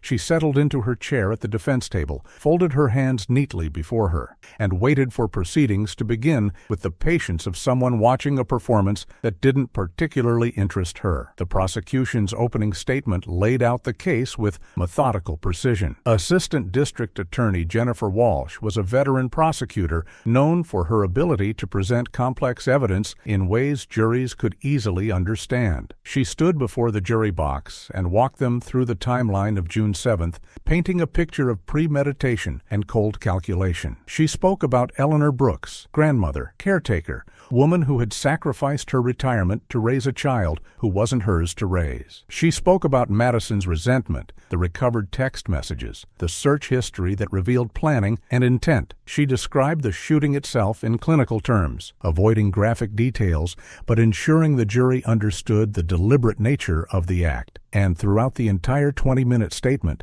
Madison sat at the defense table looking mildly bored. Her expression became a focal point for everyone watching. Family members in the gallery noticed it first, the complete absence of appropriate emotion, the way Madison's face remained blank when Walsh described Eleanor's final moments. Patricia Brooks gripped her brother Michael's hand, her knuckles white with the force of suppressed rage. She whispered something to him that made his jaw tighten. In the jury box, several jurors were taking notes, not just on Walsh's words, but on Madison's reaction, or lack thereof. The court sketch artist worked quickly, capturing Madison's profile, the slight upturn at the corner of her mouth that suggested something dangerously close to amusement. When Walsh finished her statement and returned to the prosecution table, Madison leaned over to whisper something to her attorney that made him close his eyes briefly, as if praying for patience. The defense's opening statement took a different approach. Robert Chen stood and addressed the jury with the measured tone of someone trying to redirect a narrative that had already begun forming in people's minds. He spoke about reasonable doubt, about the burden of proof, about the dangers of rushing to judgment. He acknowledged that Madison had been in the house when her grandmother died, but suggested the prosecution's timeline was speculative. He hinted at alternative explanations without committing to any specific theory. He emphasized Madison's age, asking the jury to remember they were looking at a 14-year-old child, someone whose brain was still developing, whose capacity for judgment was limited by biology itself. It was a competent opening, delivered with skill and conviction, but it was undermined by the person he was defending, who sat behind him examining her fingernails as if the proceedings were an inconvenience she was forced to endure. The first witnesses were crime scene technicians and forensic specialists, people who testified about evidence collection, gunshot residue analysis, and timeline reconstruction. Their testimony was technical and detailed, requiring attention and note-taking from everyone in the room. Madison appeared to be paying attention initially, her eyes on the witness stand, her posture suggesting engagement. But as the testimony continued, her interest visibly waned. She began looking around the courtroom, studying the architectural details, watching the court reporter's hands move across the stenography machine. At one point, she pulled a strand of hair forward and examined the ends for split ends, a gesture so casual and inappropriate that several people in the gallery audibly gasped. Judge Hollis's gaze snapped to Madison, her expression hardening, but Madison seemed oblivious to the breach of courtroom decorum. The surveillance footage was played for the jury on the second day of trial, displayed on large monitors positioned so everyone in the courtroom could see. The timestamp rolled as Madison appeared on screen, walking up her driveway at 11:37, entering the house with her backpack. The courtroom watched in absolute silence. Then came the footage from after the shooting. Madison emerged emerging at 2:17, calm and composed, scrolling through her phone. The jurors leaned forward, studying her body language, noting the complete absence of distress. When the clip showed Madison smiling at her phone screen, several people in the gallery made sounds of disgust. Madison, watching the same footage at the defense table, showed no reaction at all. She looked at the screen with the detached interest of someone watching a documentary about a stranger's life, not video evidence of her own behavior minutes after committing murder. But it was during victim impact testimony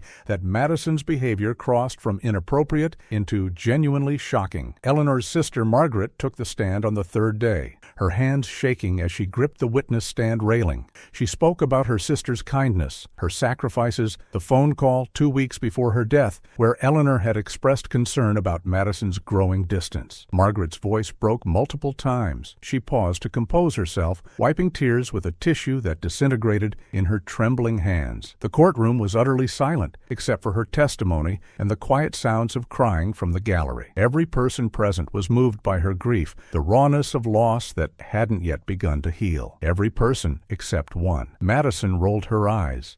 The gesture was small, barely perceptible, but it happened at a moment when Margaret was describing finding out about her sister's death. The movement was quick, a slight upward rotation of the eyes accompanied by what looked like a suppressed sigh. But a juror in the front row saw it. So did the court reporter. So did Judge Hollis, whose expression transformed from professional neutrality to barely controlled fury. The judge's gavel came down with a sharp crack that made half the courtroom jump.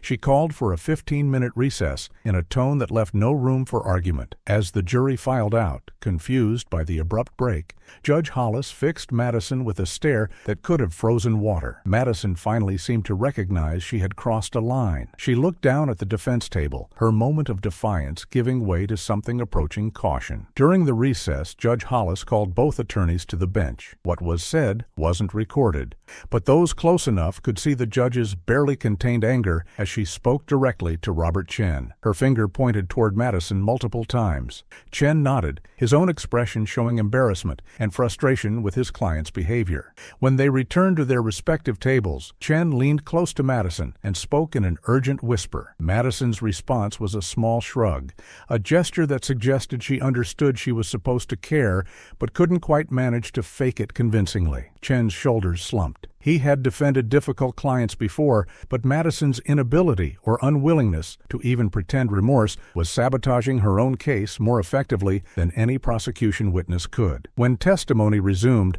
Judge Hollis addressed the courtroom with a warning that was clearly directed at one person. She spoke about courtroom decorum, about respect for the legal process, about the serious nature of the proceedings. She reminded everyone present that this was not entertainment, that real lives had been destroyed, that the court expected appropriate behavior from all parties. Her gaze stayed locked on Madison throughout the entire statement. Madison, to her credit, kept her expression neutral this time, nodding slightly to indicate understanding. But the damage was done. The jurors had seen what they had seen. The gallery had witnessed the eye roll, the boredom, the fundamental disconnect between the gravity of the situation and Madison's response to it. The media coverage that evening focused less on the evidence presented and more on Madison's courtroom demeanor. Local news stations played clips of Margaret's testimony alongside descriptions of Madison's reaction. Legal analysts debated whether such behavior could be used as evidence of guilt,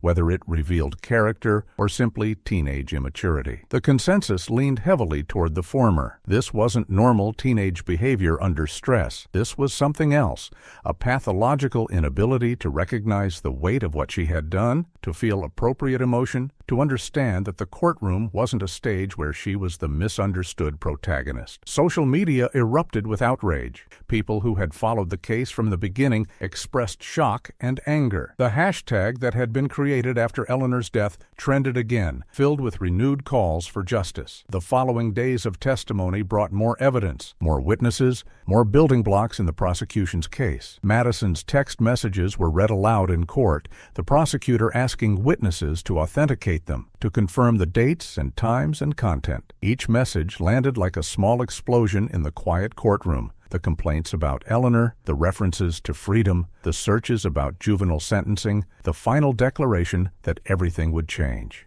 Madison listened to her own words being presented as evidence and showed flickers of annoyance rather than shame. When a witness testified about finding her making a sandwich while her grandmother lay deceased in the next room, Madison's mouth twitched as if she were suppressing a smile. The gesture was so quick that anyone who blinked would have missed it, but the jurors in the front row were watching closely. They saw everything. By the end of the prosecution's case, the courtroom had developed a collective understanding of who Madison Brooks was. Not the scared child her defense attorney tried to portray. Not the traumatized teenager who had simply made a terrible mistake in a moment of emotion. She was someone fundamentally different. Someone who lacked the basic emotional architecture that made people capable of empathy and remorse. The evidence proved she had killed her grandmother, but her behavior in court proved something even more disturbing, that she didn't care, that she viewed the entire proceeding as an annoyance rather than accountability, that even faced with overwhelming proof of her guilt and the devastation she had caused, she remained locked inside her own narcissistic worldview where she was the victim and everyone else was simply failing to understand her. Judge Hollis watched it all from the bench with an expression that grew grimmer each day. She had presided over hundreds of cases in her career,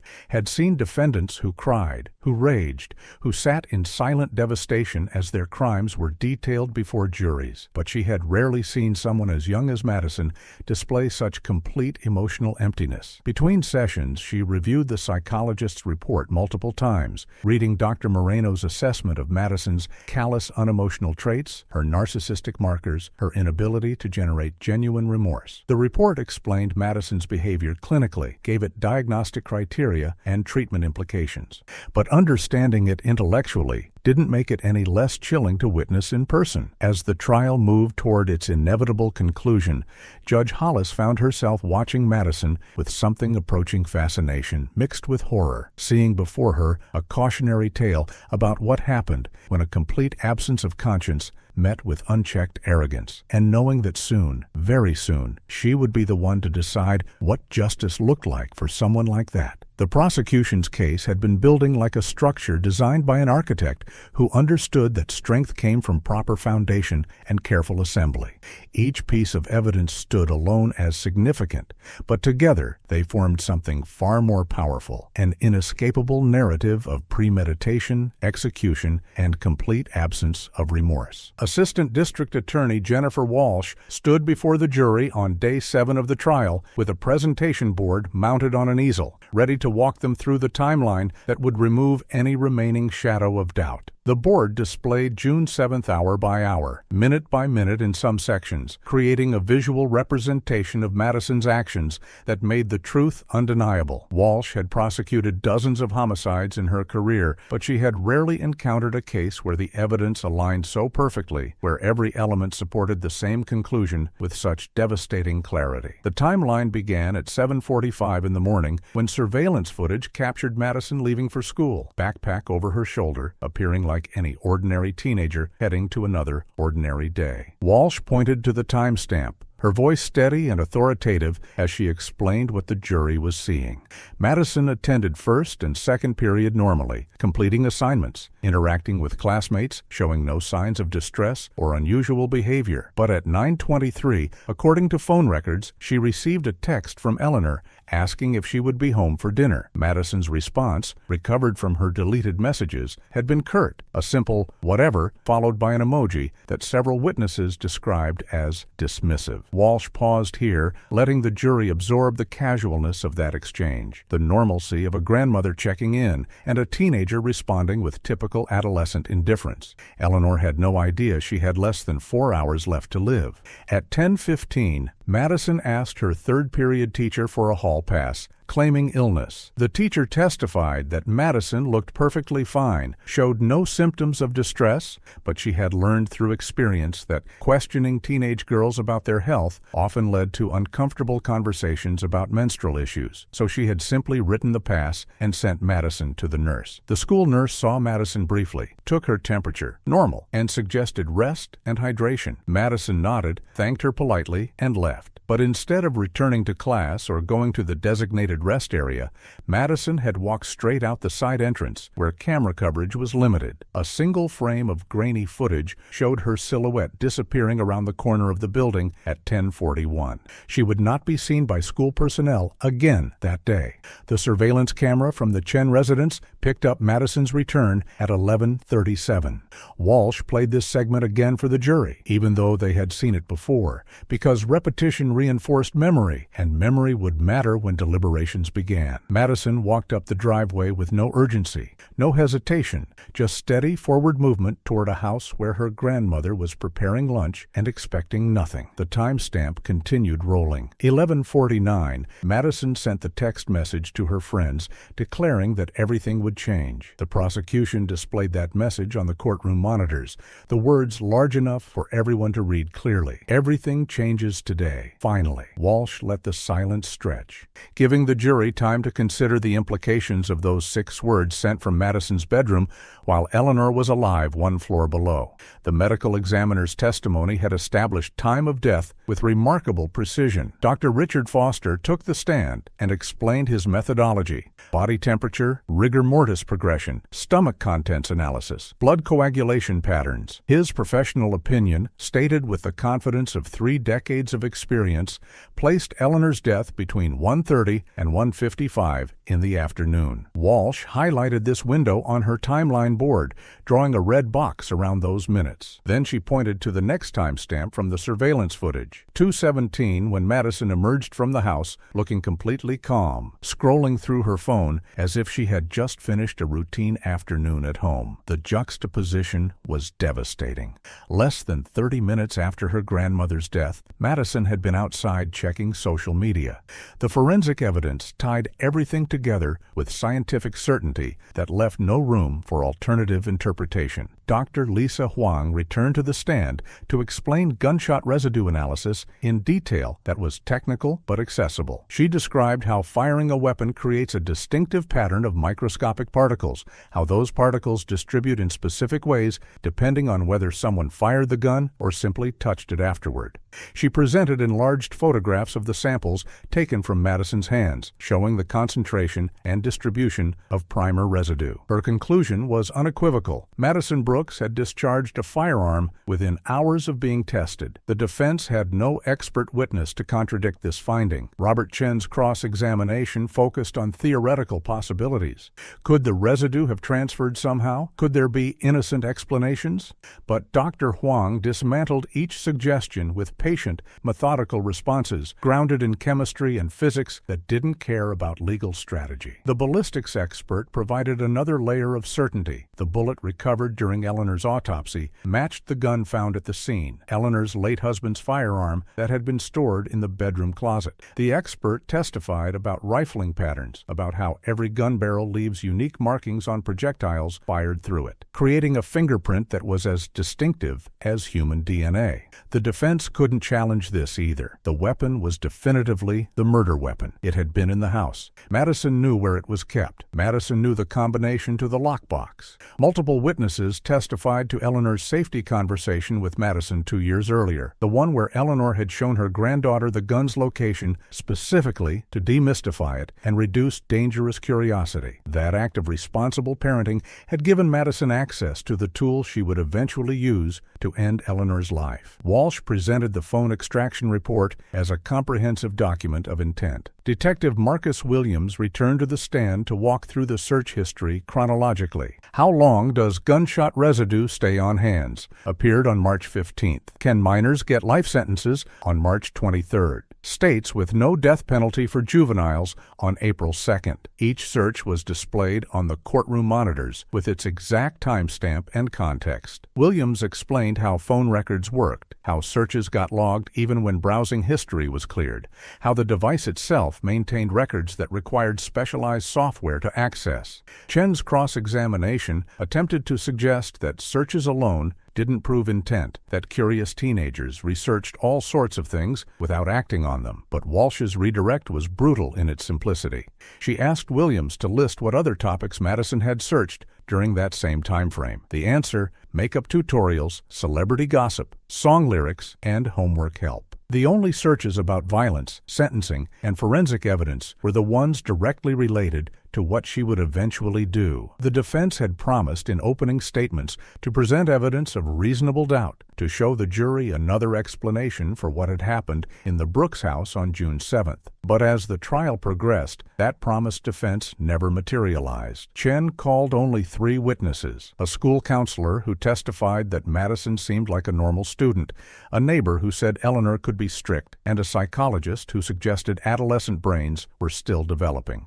None of them could explain away the gunshot residue. None of them could account for the timeline. None of them could reinterpret the text messages or search history into something innocent. The prosecution's cross-examination of each defense witness was brief and surgical, extracting admissions that actually strengthened the state's case rather than weakening it. The jury had been taking notes throughout the trial, their pens moving across legal pads whenever significant testimony emerged. But during the evidence montage portion of the prosecution's case, the note-taking intensified. Jurors passed papers between themselves, comparing observations, making sure they had captured key points correctly. The foreperson, a retired teacher named Dorothy Martinez, filled an entire notebook with detailed entries, her handwriting precise and methodical. She had been watching Madison throughout the trial with an expression that shifted from confusion to understanding to something approaching sadness. This was someone's child. This was a 14-year-old girl whose life was effectively over, but the evidence didn't lie. The science didn't have an agenda, and Madison's own behavior in court had removed any lingering sympathy that might have softened the brutal clarity of the facts. Walsh's closing argument brought every piece together in a narrative that flowed from resentment to planning to execution to aftermath. She stood before the jury without notes, speaking directly to them in a tone that was firm but not theatrical, letting the evidence speak for itself without unnecessary embellishment. She reminded them of Eleanor's last morning, making breakfast, reading the paper, checking on her granddaughter with the routine care of someone who had done this 1,000 times before. She walked them through Madison's deception at school, her deliberate return home, the text message that announced her intentions, the hours she spent in the house before and after the shooting. She described the moment of violence without graphic detail, but with enough specificity that the jury understood the deliberate nature of the act. And she ended by pointing to Madison, sitting at the defense table in her carefully selected outfit, and asking the jury to remember how she had behaved throughout this trial. The courtroom fell into absolute silence when Walsh finished. It was the kind of quiet that held weight, that communicated a collective understanding that something significant had just concluded. Even the usual sounds that filled courtrooms during breaks, shifting bodies, whispered conversations, papers rustling, were absent. Everyone sat frozen, absorbing what they had heard, processing the complete picture that had been presented. Judge Hollis let the silence extend for a full 30 seconds before calling for a recess before closing arguments from the defense. As people filed out slowly, still quiet, still subdued, the evidence boards remained visible at the front of the courtroom. Timeline, text messages, forensic results, surveillance footage, stills. Together, they told a story that was complete and irrefutable and devastating. Madison Brooks had murdered her grandmother in cold blood, planned it in advance, executed it without hesitation, and shown no remorse afterward. The case had come together exactly as Walsh had promised it would in her opening statement. And now, all that remained was for 12 people to confirm what everyone in that courtroom already knew to be true. The jury deliberated for 11 hours across 2 days. That time frame felt both impossibly long and surprisingly short depending on who was waiting. For Eleanor's family, every hour stretched into eternity, each minute filled with the anxious awareness that 12 strangers held their hope for justice in their collective hands. For Madison, the waiting seemed to be merely inconvenient. She sat in the holding room during breaks with the same bored expression she had worn throughout the trial, flipping through magazines her attorney brought, occasionally asking when they could leave. For the prosecutors, the extended deliberation created a knot of worry that tightened with each passing hour. A quick verdict usually meant certainty. A long one suggested debate, disagreement, someone holdout refusing to see what seemed obvious to everyone else. The jury had requested to review several pieces of evidence during their deliberations. The bailiff delivered the items one by one: the surveillance footage, the the phone extraction report, the timeline board, the gunshot residue analysis. Each request provided a small window into their process, suggesting they were being thorough rather than hasty, that they understood the gravity of what they were deciding.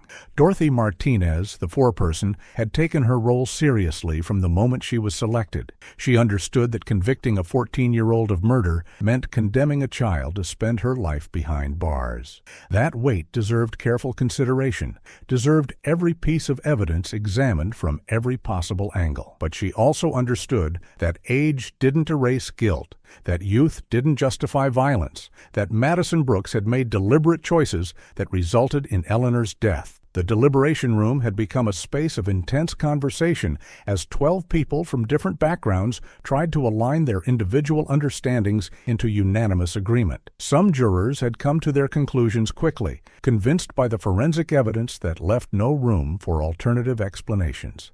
Others struggled with the emotional weight of the decision, wanting to be absolutely certain before ending a child's future. They reviewed Madison's text messages again, reading aloud the progression from resentment to planning to execution. They watched the surveillance footage repeatedly, noting timestamps, measuring Madison's demeanor against what genuine trauma looked like. They discussed the absence of remorse, the eye roll during victim impact testimony, the complete disconnect between Madison's behavior and what any reasonable person would feel after killing their grandmother. One juror, a middle-aged man who worked in education, had initially expressed reluctance to convict.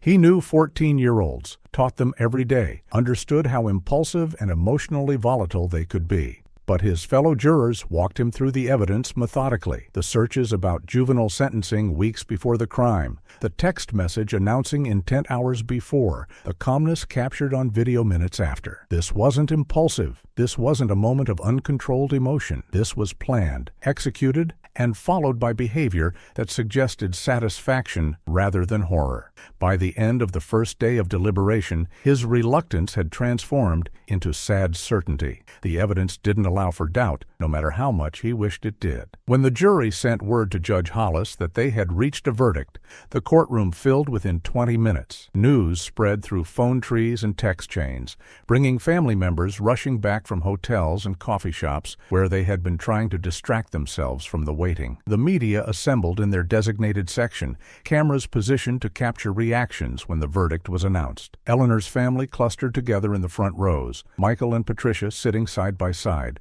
their hands clasped together so tightly their knuckles had gone white. Margaret sat behind them with her husband, a rosary wrapped around her trembling fingers. The gallery filled with community members who had followed the trial, neighbors from Maple Drive, people who had known Eleanor through volunteer work and church, and the simple accumulated connections of a life well lived. Madison entered the courtroom escorted by bailiffs, her expression unreadable as she took her seat at the defense table beside Robert Chen. Her attorney looked exhausted, the past 2 weeks having aged him visibly. He had done his job competently, raised the defenses available to him, cross-examined witnesses effectively within the constraints of overwhelming evidence. But he knew what was coming. He had seen enough verdicts to read the signs, the extended deliberation that suggested thoroughness rather than uncertainty, the evidence requests that indicated careful review rather than confusion, the jury's somber expressions when they filed past the defense table on breaks. Chen reached over and put a hand on Madison's shoulder, a gesture meant to provide comfort or solidarity. Madison barely seemed to notice. Judge Hollis entered, and the courtroom rose in unison, the scraping of chairs against floor creating a sound like collective anticipation made audible. She took her seat at the bench, adjusted her glasses, and surveyed the packed courtroom with an expression that revealed nothing of her own thoughts or feelings.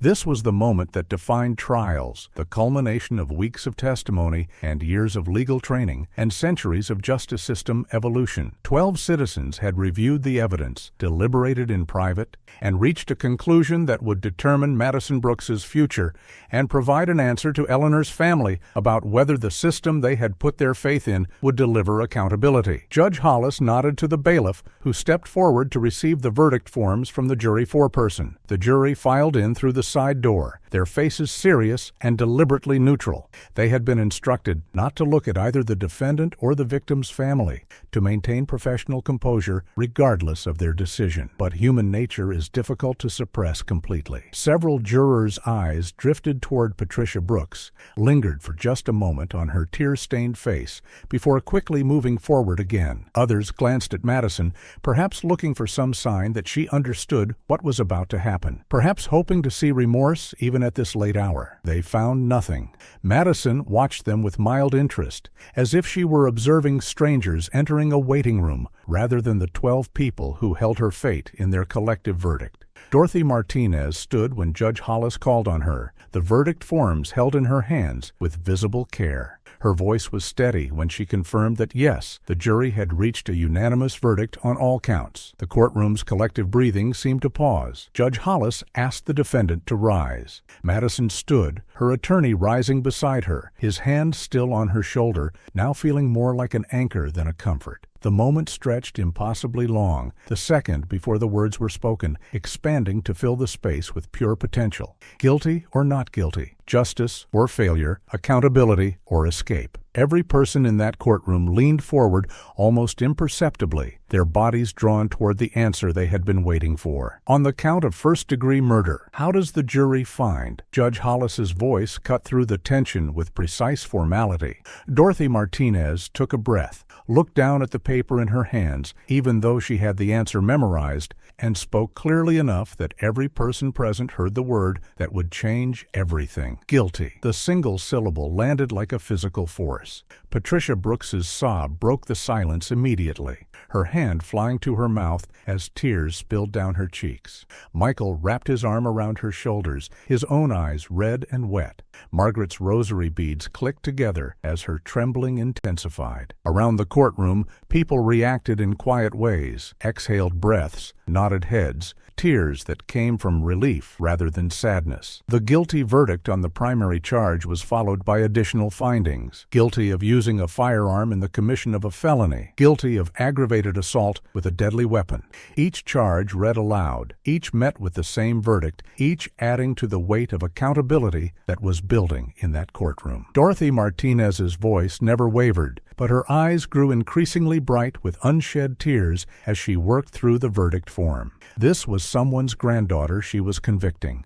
This was a child whose life was effectively ending before she had really lived it. But the evidence had left them no choice. Justice required honest evaluation of facts, not sympathy that ignored truth. Madison's reaction was perhaps the most shocking element of the entire proceeding. As the guilty verdicts accumulated, her expression barely changed. There was no dramatic collapse, no breakdown into tears, no visible shock or devastation. Instead, she stood perfectly still, her face a mask of something between resignation and irritation. When all the verdicts had been read, and Judge Hollis asked if she had understood them, Madison nodded once, a small dip of her head that communicated acknowledgement without emotion. Robert Chen looked at his client with an expression that mixed pity and frustration. She had sabotaged her own case at every turn, and even now, at the moment of her conviction, she couldn't summon the basic human response that might have generated some small measure of sympathy from those watching. Judge Hollis thanked the jury for their service and dismissed them with the standard gratitude extended to citizens who had fulfilled their civic duty. As they filed out, several jurors were openly crying, the weight of what they had done hitting them now that it was complete. They had convicted a child of murder. The fact that the child had murdered her grandmother didn't make that reality any easier to carry. They would go home to their own families, to their own children and grandchildren, and they would carry the image of Madison Brooks standing emotionless at the defense table as her life was declared forfeit to the justice system. The judge set a sentencing date 4 weeks out, giving both sides time to prepare their arguments about what punishment was appropriate for someone so young convicted of something so serious. She dismissed the court with a sharp crack of her gavel that echoed through the room like a gunshot, making several people flinch involuntarily. The sound marked the end of this chapter, the confirmation of guilt, the moment when legal uncertainty transformed into legal fact. Madison Brooks, age 14, had been found guilty of murdering her grandmother, Eleanor Brooks. The trial was over, but the reckoning was just beginning. As bailiffs escorted Madison from the courtroom, Eleanor's family remained in their seats, holding each other, crying openly now that the verdict had been delivered. They had wanted this outcome, had prayed for it, had put their faith in a system that often disappointed victims' families. And the system had come through. 12 strangers had looked at the evidence, deliberated carefully, and reached the only conclusion that the facts supported: guilty. The word would appear in headlines within the hour, would trend on social media, would be discussed in living rooms and coffee shops across the community and beyond. But for Eleanor's family, it meant something more personal and profound. It meant that what happened to Eleanor mattered. It meant that Madison wouldn't escape accountability because of her age. It meant that justice, imperfect and insufficient, as it always was when trying to address murder, had at least shown up and spoken its truth. The gavel's echo faded, but its impact remained, reverberating through lives that would never be the same, marking the moment when a 14-year-old girl learned that even children face consequences when they choose violence over humanity. 4 weeks after the guilty verdict, the courtroom filled again with the same faces, marked by different emotions. The uncertainty that had hung over the trial was gone, replaced by a grim anticipation of consequence. Everyone knew Madison Brooks was guilty now. The jury had spoken, the verdict had been recorded, the legal question had been answered. What remained unknown was the price she would pay for taking her grandmother's life. The sentencing hearing would determine whether the justice system treated her as a child who deserved rehabilitation or as someone whose actions demanded the maximum penalty allowed by law. Eleanor's family arrived early, dressed in somber colors, their faces showing the accumulated exhaustion of months spent navigating grief while simultaneously pursuing accountability through a legal system that moved with frustrating slowness. The courtroom filled beyond capacity, with people standing along the back wall and sitting in folding chairs that bailiffs had arranged in every available space. The media presence had intensified, knowing that sentencing hearings often produced the most emotionally powerful moments. Victims' families given voice, defendants facing the consequences of their choices, judges wielding authority in ways that revealed their philosophy about punishment and redemption. Local news stations sent their veteran court reporters, people who had covered hundreds of sentencings but recognized this case as exceptional. National media outlets had picked up the story after the verdict, the combination of the victim's age at 14 and the victim being her own grandmother, creating the kind of narrative that captured public attention and refused to let go. Judge Margaret Hollis had spent the 4 weeks between verdict and sentencing reviewing everything: the trial transcripts, the psychological evaluations, the victim impact statements that had been submitted in writing, the sentencing guidelines that governed her decision-making authority. She had presided over juvenile cases before, had sentenced teenagers for crimes ranging from theft to assault to manslaughter. But premeditated murder of a family member who had shown nothing but love and dedication was different. The law gave her discretion within certain parameters, and she had used that time to consider carefully what justice demanded in this particular case. She had read Eleanor's journal entries, the ones found by Patricia during the heartbreaking process of sorting through her mother's belongings. She had reviewed the letters from community members asking for severe punishment, and she had reviewed the defense's submission arguing for leniency based on Madison's age and potential for rehabilitation. The victim impact statements began at 10 in the morning and would continue for nearly 2 hours. Judge Hollis had allocated significant time for this portion of the hearing, understanding that Eleanor's family needed space to express their pain, to make Eleanor's life visible beyond crime scene photos and forensic reports, to ensure that the court understood the full scope of what had been destroyed on June 7th. Patricia Brooks was the first to speak, walking to the podium with a photograph of her mother clutched in her hands. She placed it on the podium facing the judge, then turned to look directly at Madison, who sat at the defense table with the same blank expression she had worn throughout the trial. Patricia's voice trembled as she began, but it grew stronger as she spoke. She talked about her mother's character, the sacrifices Eleanor had made, not just for Madison, but for everyone in the family. She described growing up with a mother who showed up to every school event, who worked 2 jobs to provide opportunities her children wouldn't have had otherwise, who created a home filled with warmth and stability and unconditional love. She spoke about watching Eleanor take in Madison without hesitation, watching her rearrange her retirement around the needs of a traumatized 9-year-old, watching her pour everything into raising someone else's child, because that's what family did. And she spoke about the phone calls in the months before Eleanor's death, the ones where her mother had expressed concern about Madison's growing coldness, wondering if she was doing something wrong, if she should be trying different approaches, never once considering that the problem wasn't her parenting,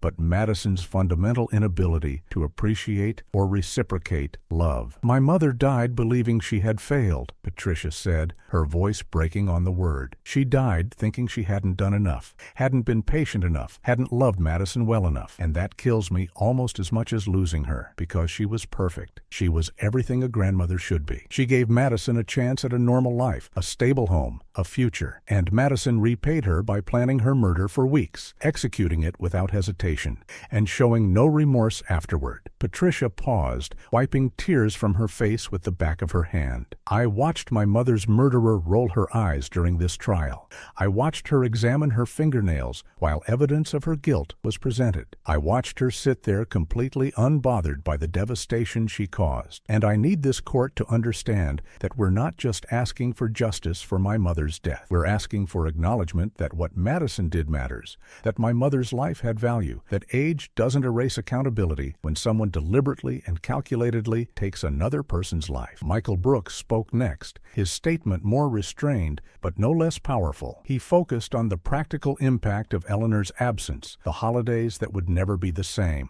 the family gatherings that now had a hole at their center, the grandchildren who had lost someone irreplaceable. He spoke about the way his own children had reacted to their grandmother's death, the questions they had asked about why someone would hurt Eleanor, how he had struggled to explain something that defied explanation. He talked about the ripple effects of violence, how one deliberate act on June 7th had damaged dozens of lives, created trauma that would take years to process, if it could be processed at all. And he spoke directly to the question of sentencing, arguing that rehabilitation required remorse, that you couldn't rehabilitate someone who saw nothing wrong with what they had done. Eleanor's sister Margaret walked slowly to the podium, her age and grief making the short distance seem longer. She had written her statement but found herself departing from it, speaking instead from raw emotion that wouldn't be contained by prepared remarks. She told the court about her last conversation with Eleanor, the phone call 2 weeks before her death, where Eleanor had sounded tired and worried. Margaret described how she had told her sister to be patient, that teenagers were difficult, but they grew out of it, that Madison would eventually recognize and appreciate everything Eleanor had done for her. "I told her to keep trying," Margaret said, her voice barely above a whisper. "I told her that love would be enough, and I was wrong. Love wasn't enough because Madison was incapable of receiving it, incapable of feeling it, incapable of caring about anyone but herself." The statements continued. Cousins, neighbors, friends from Eleanor's church and volunteer organizations. Each person added another dimension to the portrait of who Eleanor had been, what she had meant to her community, how much had been lost when Madison pulled that trigger. They spoke about Eleanor's kindness, her generosity, her reliability, her faith. They spoke about the woman who had organized meal trains for sick neighbors, who had sat with dying friends in hospital rooms, who had shown up when people needed her without ever asking for recognition or reward. They spoke about a life lived in service to others, a life that had been violently and prematurely ended by someone who should have been Eleanor's legacy, but instead became her destroyer. Assistant Jennifer Walsh rose when the victim impact statements concluded, approaching the podium with the weight of those testimonies still hanging in the air. Her role was to translate emotion into legal argument, to frame the sentencing decision in terms of justice and precedent and community safety. She began by acknowledging the extraordinary difficulty of sentencing a 14-year-old to significant prison time, recognizing that it felt contrary to instincts about childhood and second chances and the belief that young people could change. But she argued that those instincts, while valid in many cases, didn't apply here. Madison hadn't acted impulsively. She hadn't made a mistake in a moment of emotional volatility. She had planned, prepared, executed, and shown no remorse. The psychological evaluations confirmed what everyone in the courtroom had witnessed. Madison lacked the fundamental emotional capacity that rehabilitation programs assumed as their starting point. Walsh walked through the sentencing guidelines, explaining how they accounted for aggravating and mitigating factors. The aggravating factors here were significant: premeditation evidenced by searches and text messages, vulnerability of the victim who had trusted Madison completely, the familial relationship that made the betrayal more severe, the complete absence of remorse demonstrated both before and after the crime. The mitigating factors were limited essentially to Madison's age. The defense would argue that age should weigh heavily, that 14 was too young to fully understand consequences, that the adolescent brain was still developing. But Walsh countered that Madison's own searches about juvenile sentencing proved she understood consequences perfectly well. She had researched what punishment she might face and decided to proceed anyway. That wasn't immaturity. That was calculated risk assessment, followed by deliberate choice. "Your Honor," Walsh said, her voice carrying to every corner of the silent courtroom, "the state is not asking this court to punish a child for being a child. We're asking this court to hold accountable someone who committed an adult crime with adult-level planning and adult-level callousness." Madison Brooks knew what she was doing. She knew it was wrong. She knew there would be consequences. And she did it anyway because she wanted her grandmother gone, and she believed her age would protect her from real punishment. This court has an opportunity to send a clear message that age doesn't grant immunity when someone deliberately takes a life, that justice applies even to those who haven't reached adulthood, that consequences must match the severity of actions regardless of the perpetrator's date of birth. Walsh continued, building her argument with the methodical precision that had characterized her entire prosecution. She referenced case law, cited precedents where juvenile offenders had received significant sentences for similarly calculated crimes. She discussed the purpose of sentencing, not just punishment, but protection of society, deterrence of future crimes, and acknowledgement of harm done. In Madison's case, she argued, rehabilitation seemed unlikely given the psychological profile. The callous, unemotional traits identified by Dr. Yules Moreno weren't something that typically responded to traditional treatment. The narcissistic patterns weren't phases of adolescence, but indicators of personality structure that resisted change. Madison didn't need to learn that murder was wrong. She already knew that. What she lacked was the capacity to care that it was wrong, and no amount of counseling or therapy had proven effective at creating empathy where none existed. The prosecutor acknowledged that the maximum sentence available, 135 years combining all counts, was essentially a life sentence for someone Madison's age. She would die in prison. She would never experience freedom as an adult. She would never have the opportunity to build a life outside institutional walls. Walsh didn't shy away from the harshness of that reality. Instead, she framed it as proportional to what Madison had done. Eleanor Brooks would never experience another birthday, another holiday, another quiet morning with coffee and her newspaper. Eleanor's life had been stolen completely and permanently. Justice didn't require softening consequences simply because the person who stole it happened to be young. Justice required honest accounting. Madison had taken everything from Eleanor, and the sentence should reflect that totality of loss. "The defense will ask you to focus on Madison's age," Walsh said, turning slightly to acknowledge Robert Chin at the defense table. "They'll ask you to imagine her future, to consider what she might become with treatment and time. But I ask you to focus on Eleanor's age, too. 68 years old. She should have had another decade, maybe two, maybe more. She should have seen more grandchildren grow up, should have tended her garden through more springs, should have lived out her retirement in the peace she had earned through a lifetime of service to others." Madison didn't just take Eleanor's past and present. She took her future, too. Every moment Eleanor would have lived, every experience she would have had, every person she would have touched, all of it gone because a 14-year-old girl decided her own comfort mattered more than her grandmother's life. Walsh returned to the prosecution table, her closing statement complete, having argued for the maximum sentence on all counts to run consecutively rather than concurrently. If Judge Hollis accepted that recommendation, Madison would receive the full 135 years, ensuring she would never leave prison alive. The courtroom absorbed her words in continued silence, the weight of what she had argued settling over everyone present. This wasn't a recommendation made lightly or with vindictive pleasure. This was a prosecutor doing her job, translating the evidence and the harm into a legal framework that the judge could apply. Robert Chen rose for the defense's sentencing argument, and the contrast with Walsh's presentation was immediately apparent. Where Walsh had spoken with confidence grounded in overwhelming evidence, Chen spoke with the weariness of someone who knew his arguments faced steep opposition. He began by acknowledging that what Madison had done was terrible, that Eleanor's death was a tragedy, that the family's pain was real and valid. He wasn't asking the court to minimize the crime or excuse it, but he was asking for recognition that the person who committed this crime was still fundamentally a child, and that children, even children who do terrible things, retain the capacity for change that adults who commit similar crimes might not possess. Chen cited Supreme Court precedent about juvenile sentencing, cases that had established the principle that children were constitutionally different from adults for sentencing purposes. Their brains were still developing, particularly the prefrontal cortex, responsible for impulse control and long-term planning.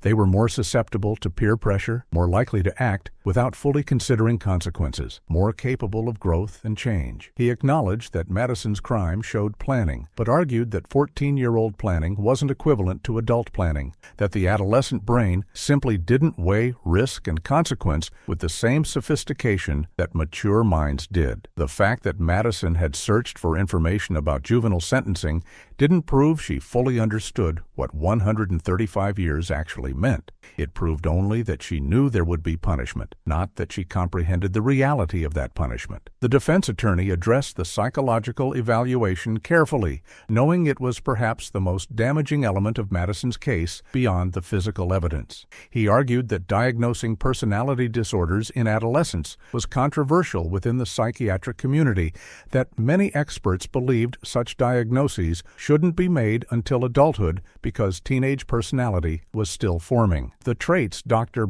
Moreno had identified might be indicators of permanent pathology, or they might be extreme manifestations of adolescent egocentrism that would moderate with age and proper intervention. Chen pointed to studies showing that even young people with callous unemotional traits had shown improvement with intensive treatment programs, that writing off a 14-year-old as irredeemable contradicted everything developmental psychology had learned about brain plasticity and human capacity for change. He spoke about what a lengthy sentence would mean practically for Madison. She would be housed in juvenile facilities until age 18, then transferred to adult prison, where she would spend the rest of her life surrounded by hardened criminals, violence, and an environment designed for punishment rather than rehabilitation. She would never attend high school prom, never go to college, never have a first job or a first apartment, or any of the experiences that marked the transition from childhood to adulthood. Chen wasn't arguing that Madison deserved those experiences after what she had done. He was arguing that a sentence that guaranteed she would never have them was, in effect, a death sentence. It ended her life as surely as she had ended Eleanor's, just more slowly and with more suffering. "Your Honor," Chen said, his voice carrying genuine emotion now, "I'm not asking you to set Madison free. I'm not asking you to give her a sentence that suggests what she did was anything less than horrific. But I am asking you to leave room for the possibility of redemption. The law allows for juvenile offenders to be considered for parole after serving a certain portion of their sentence.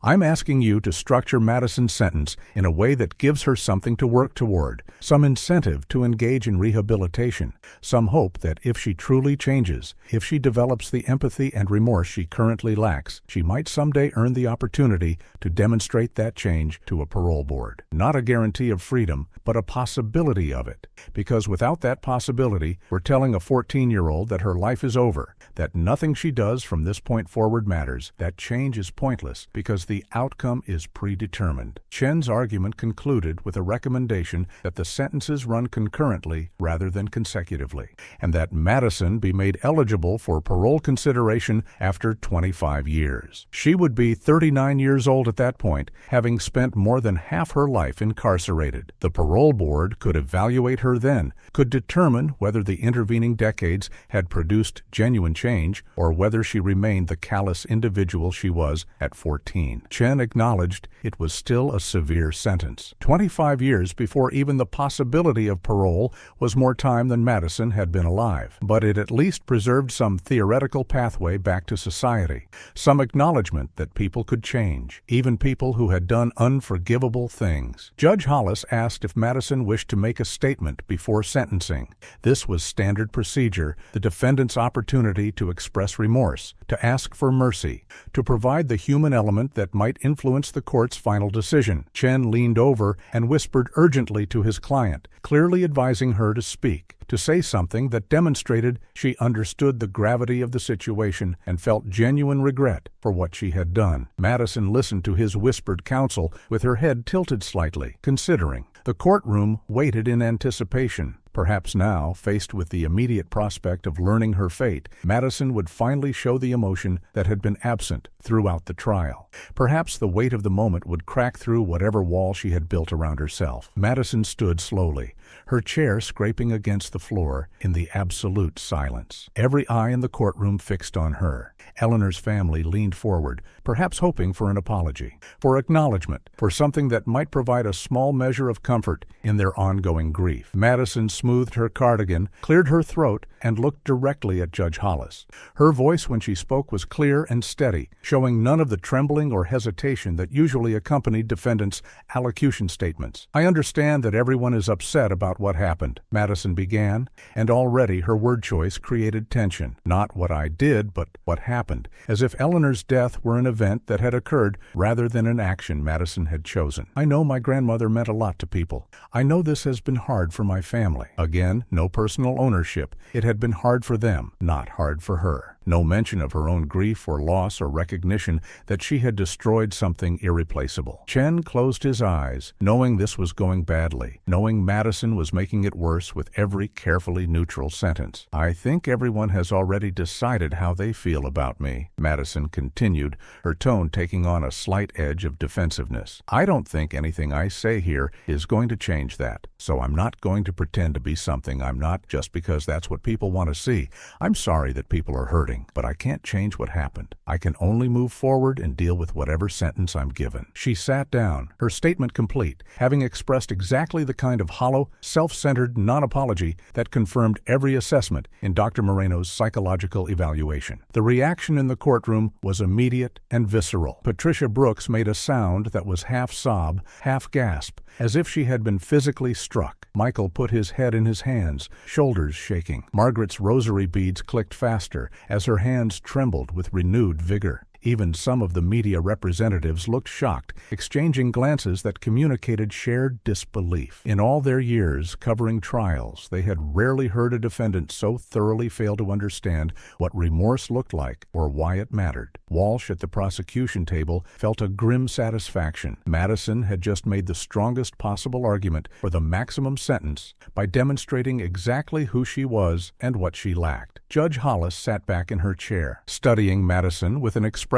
that had moved beyond professional neutrality into something approaching sadness mixed with resolve. She had given Madison the opportunity to show growth, to demonstrate awareness, to provide any reason for mercy. Madison had instead confirmed every concern, validated every fear, and eliminated any doubt about whether her lack of empathy was performative or genuine. The judge glanced down at her notes, at the sentencing memoranda both sides had submitted, at the guidelines that would frame her decision. Then she looked up, her face settling into the stern authority that her position required. "This court will take a 30-minute recess before pronouncing sentence," Judge Hollis announced, her gavel falling with decisive finality. The courtroom remained seated in stunned silence as she exited through the door behind the bench. Madison's statement had removed any ambiguity about who she was. The only question that remained was what price justice would demand for the life of Eleanor Brooks and the callousness of the 14-year-old girl who who had ended it without remorse. The 30-minute recess felt interminable for everyone waiting in and around the courtroom. Eleanor's family remained in their seats, unwilling to leave even for coffee or fresh air, as if movement might somehow change what was coming or make it feel less real. Patricia sat with her hands pressed against her face, crying quietly while her husband rubbed circles on her back in a gesture that provided minimal comfort but was all he had to offer. Michael stared straight ahead at nothing, his jaw clenched so tightly that the muscles in his neck stood out in sharp relief. Margaret prayed silently, her lips moving around words only she could hear, her rosary beads worn smooth from decades of use, now providing the tactile comfort of ritual in a moment where nothing else made sense. In the hallway outside, the media assembled in clusters, reporters comparing notes and updating producers about what they had just witnessed. Madison's statement, or rather her complete failure to express genuine remorse, would lead every news segment that evening. Legal analysts were already being consulted via phone about what her words might mean for sentencing, whether judges typically responded to such obvious lack of contrition with harsher punishment. The consensus among those with courtroom experience was unanimous.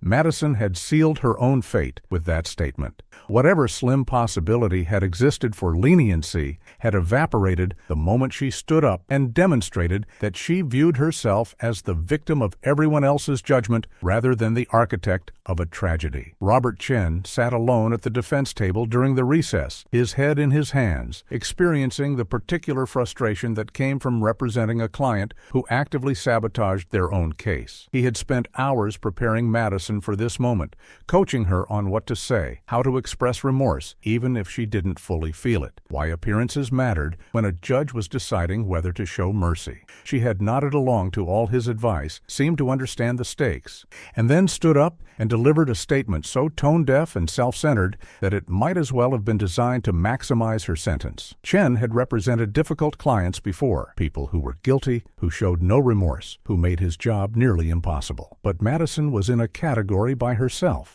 She genuinely seemed to believe that honesty about her lack of feeling was preferable to performing emotions she didn't have, that refusing to pretend was somehow more authentic and therefore more respectable than giving the court what it needed to see. The prosecution team used the recess to review their sentencing memorandum one final time. Though they knew the work was done, Walsh felt confident that Judge Hollis would impose a severe sentence. The evidence supported it, the victim impact statements had been powerful, and Madison's own behavior had eliminated any possibility of sympathy. The only real question was whether the judge would accept their recommendation for consecutive sentences totaling 135 years, or whether she would show some measure of restraint by running some sentences concurrently and making Madison eligible for parole at some distant future date. Walsh personally believed the maximum was appropriate.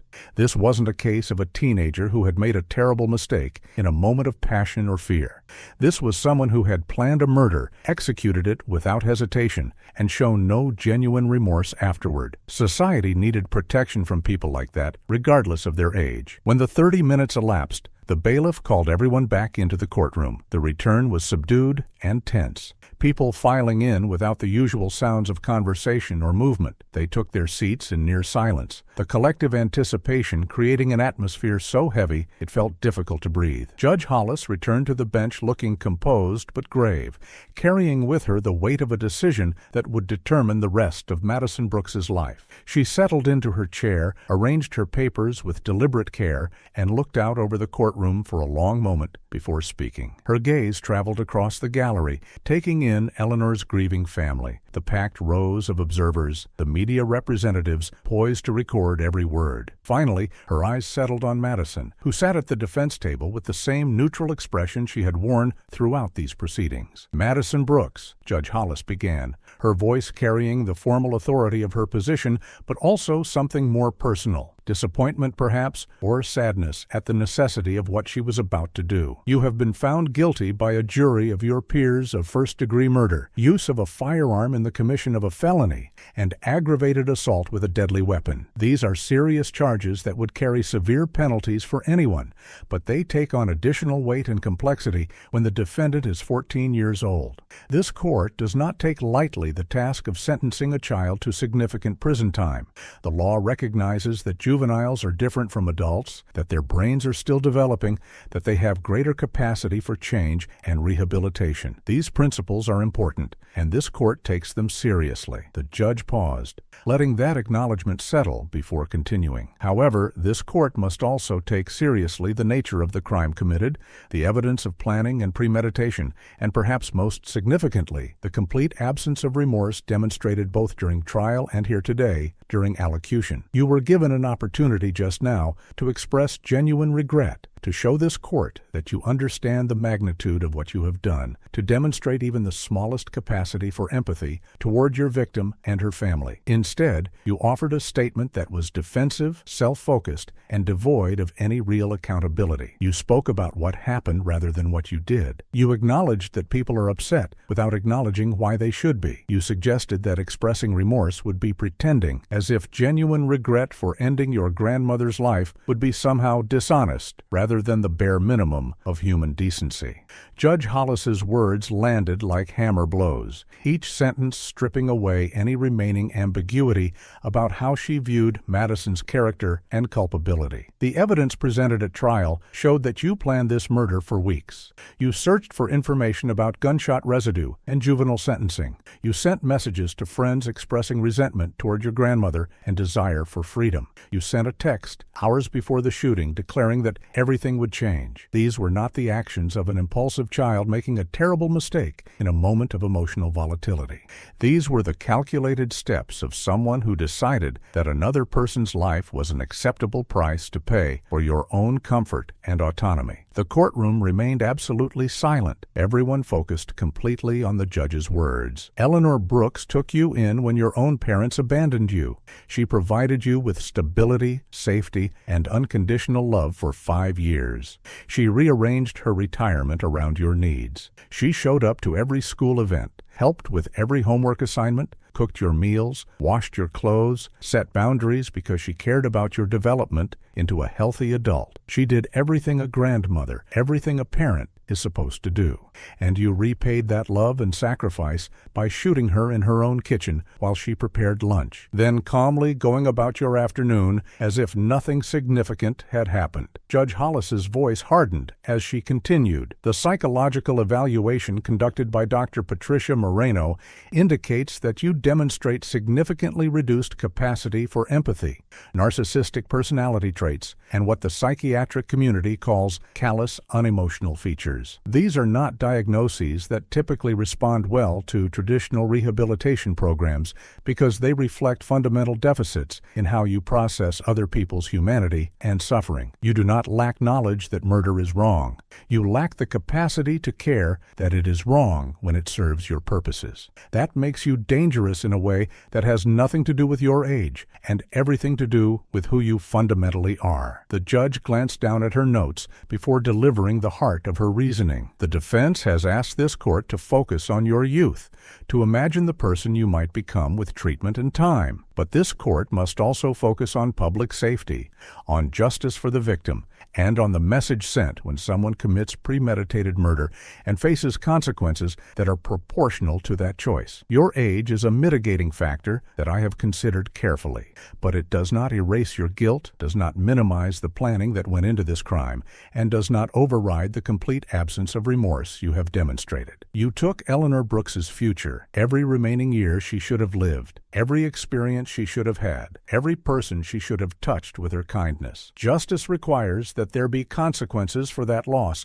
consequences that reflect the permanence and totality of what you have done. Judge Hollis straightened in her chair, her decision clearly made, her reasoning fully articulated. On the count of first-degree murder, this court sentences you to 60 years in the custody of the Department of Corrections. On the count of use of a firearm in the commission of a felony, this court sentences you to 50 years. On the count of aggravated assault with a deadly weapon, this court sentences you to 25 years. She paused, letting the numbers register before delivering the crucial determination. These sentences are to run consecutively, not concurrently, for a total of 135 years of imprisonment. The number hung in the air like a physical presence. 135 years. Madison would be 149 years old when, theoretically, her sentence would be complete. It was a life sentence in everything but name, a mathematical certainty that she would die in prison, that she would never experience freedom as an adult, that the rest of her existence would be measured out in concrete cells and institutional routines and the slow accumulation of decades behind bars. Additionally, Judge Hollis continued, given your age at the time of the offense, I am required by law to make you eligible for parole consideration. However, you will not be eligible for such consideration until you have served a minimum of 60 years of your sentence. At that time, if you are still living, a parole board may evaluate whether you have demonstrated genuine rehabilitation and whether release would pose a risk to public safety. 60 years minimum before parole consideration meant Madison would be 74 years old before she could even present her case for possible release. The judge had given the technical compliance with juvenile sentencing law while ensuring the sentence remained severe beyond any practical hope of freedom. Judge Hollis wasn't finished. She sat forward slightly, her eyes locked on Madison with an intensity that commanded absolute attention. The sentence had been pronounced, 135 years, but the judge clearly felt the need to ensure that everyone in the courtroom, particularly the defendant, understood the full weight and meaning of those numbers. This wasn't just administrative sentencing language filled with legal terminology and procedural requirements. This was a moment of moral accounting, where the justice system's voice spoke directly to someone who had violated the most fundamental human principle: thou shalt not murder those who love you. Madison Brooks, the judge continued, her voice carrying a gravitas that seemed to fill every corner of the courtroom. I want you to understand what 135 years means in practical terms. You're currently 14 years old. If you live an average lifespan, you will die in prison. You will never attend high school graduation. You will never go to college or pursue a career. You will never fall in love, get married, have children of your own. You will never own a home, never travel freely. Never make independent choices about how to spend your days. Every birthday from this point forward will be marked behind bars. Every holiday will be spent in an institution. Every milestone that marks the progression from adolescence to adulthood to old age will occur within the confines of the correctional system. The judge paused, letting each statement land with its full impact. Madison sat motionless at the defense table, her face still showing that carefully maintained neutrality, but something in her posture had shifted slightly. Her shoulders had drawn inward, almost imperceptibly. Her hands, which had been folded calmly on the table throughout the proceedings, now gripped each other with enough force that her knuckles had gone white. Judge Hollis noticed these small changes and continued with her explanation. The state of Pennsylvania, where you committed this crime, will house you in a juvenile facility until you turn 18. Then you will be transferred to an adult women's correctional institution where you will remain for the rest of your natural life unless a parole board, 60 years from now, when you are 74 years old, determines that you have undergone genuine transformation and no longer pose a danger to society. That is not a guarantee of release. That is merely the earliest possible point at which your case could be reviewed. The parole board will consider the nature of your crime, the premeditation involved, your behavior during incarceration, and most importantly, whether you have developed the capacity for remorse and empathy that you currently lack. Judge Hollis turned her attention briefly to the gallery where Eleanor's family sat. This sentence cannot bring Eleanor Brooks back. No sentence could accomplish that, but it can provide accountability. It can ensure that the person who took her life faces consequences proportional to that loss.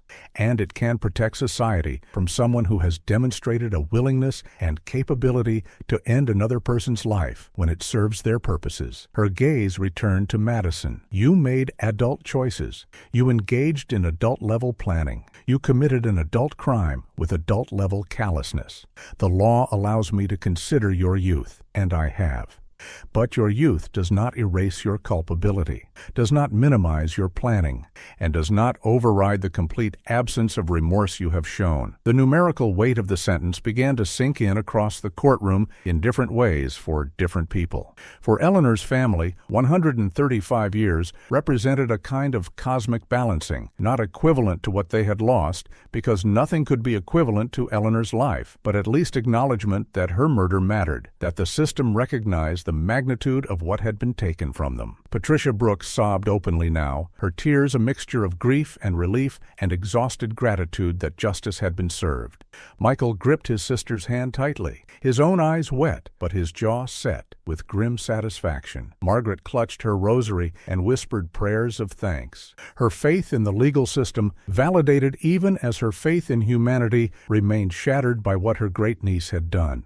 For the media representatives watching, 135 years became the headline, the number that would define this case in public memory. It was severe enough to communicate that society took such crimes seriously, even when committed by juveniles. But it came with the parole eligibility requirement that acknowledged Madison's age at the time of the offense. Legal analysts would debate for weeks whether the sentence was appropriate, whether it balanced punishment and the possibility of redemption, whether 60 years before parole consideration was realistic or merely a different way of imposing life without parole. But those debates would happen in classrooms and on television panels. Here in the courtroom, the sentence was final and binding. For Madison herself, the weight of 135 years seemed to finally penetrate the protective shell of denial and narcissism she had maintained throughout the trial. Judge Hollis watched as the color drained from Madison's face, as her carefully controlled expression began to crack at the edges. The smirk that had appeared periodically during testimony, the bored detachment she had worn like armor, the subtle superiority that suggested she believed she would ultimately escape serious consequences, all of it dissolved as the reality of her situation became undeniable. She would not be going home. She would not be returning to her old life after a few years in juvenile detention. She had just been sentenced to die in prison, and no amount of manipulation or performance or belief in her own exceptionalism could change that mathematical certainty. "You thought your age would protect you," Judge Hollis said, her voice softer now but no less firm. "You thought that because you were 14, the system couldn't or wouldn't hold you fully accountable. You were wrong. Your age is a factor I have considered, but it does not grant you immunity from the consequences of deliberate, premeditated murder. You took a life. You planned that, taking carefully over weeks. You executed it without hesitation, and you have shown no genuine remorse for any of it. This sentence reflects those choices and that character. You will have decades to reflect on what you have done, to develop the empathy you currently lack, to perhaps eventually understand the magnitude of what you took from Eleanor Brooks and from everyone who loved her. But that reflection will happen behind bars, where you can no longer harm anyone else." The judge's final words, before pronouncing the sentence complete, carried the weight of finality that marked the end of legal proceedings and the beginning of consequences. The defendant will be remanded to the custody of the Department of Corrections immediately to begin serving her sentence. This court is adjourned. The gavel came down with a crack that echoed through the silent courtroom like a gunshot, making several people flinch involuntarily. That sound marked the official end. The verdict confirmed, the sentence imposed, the legal process complete. Two bailiffs approached the defense table where Madison sat frozen, the reality of her situation finally overwhelming the protective mechanisms that had kept her functioning throughout the trial. One bailiff gently but firmly took her arm, guiding her to stand. Madison's legs seemed uncertain beneath her, her carefully maintained composure finally shattering completely as she realized she would be leaving this courtroom in handcuffs and would not be free again in any meaningful sense for the rest of her life. The smirk that had so enraged Eleanor's family and disturbed the jury was completely gone now, replaced by something that approached genuine fear and the beginning of understanding that her actions had permanent, irreversible consequences.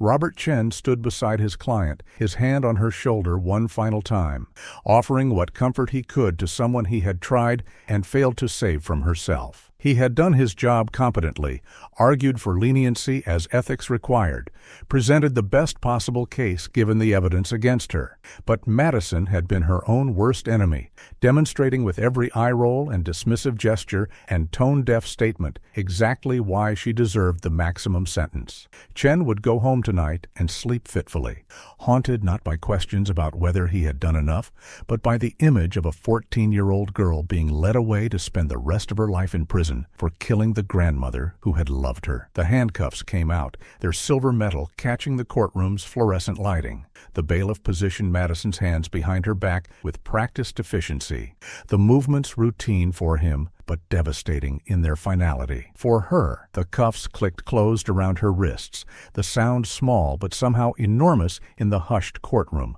a mechanical noise that represented the physical manifestation of legal consequence. Madison's shoulders shook slightly as the metal touched her skin, the reality becoming tactile and undeniable. She was no longer a defendant waiting for a verdict or a sentence. She was a convicted murderer beginning a 135-year journey through the correctional system that would end only with her death. As the bailiffs began to lead her away, Madison turned her head slightly, looking back at the gallery where Eleanor's family sat.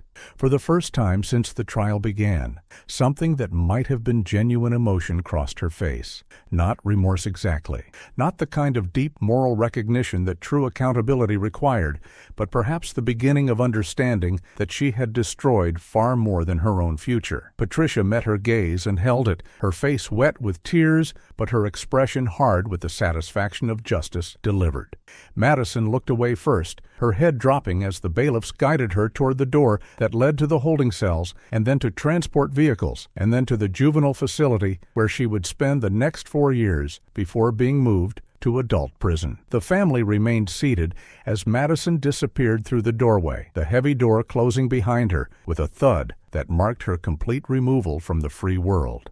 They held each other, crying openly now that the trial was finally over, now that the verdict had been confirmed and the sentence imposed, and the girl who had murdered their Eleanor had been taken away to face the consequences of her choices. The closure they felt was incomplete. How could it be otherwise when Eleanor was still gone, still absent from every future gathering, still missing from the center of their family? But it was something. Justice had been served. The system had worked.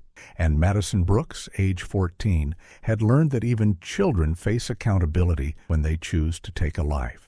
The weight of those numbers, 135 years, settled over the courtroom like snow, silent and heavy and transformative. Eleanor's family sat in their seats long after Madison had been led away, long after the judge had departed, long after most of the gallery had filed out into the hallway where reporters were already broadcasting live updates about the sentence. They needed these quiet moments in the space where justice had finally been delivered, where their months of grief and anger and desperate hope for accountability had culminated in a number that meant Madison Brooks would never harm anyone else, would never experience freedom, would spend the rest of her natural life paying for what she had done. Outside the courthouse, the late afternoon sun cast long shadows across the steps where media had assembled for statements. Assistant District Attorney Jennifer Walsh stood before a cluster of microphones, cameras from local and national outlets capturing her words. She spoke with the measured professionalism that characterized everything about her prosecution.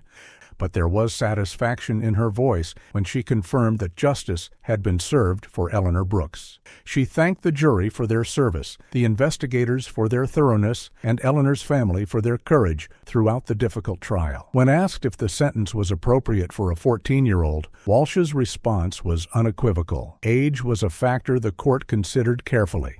But premeditated murder is premeditated murder. Eleanor Brooks's life had value.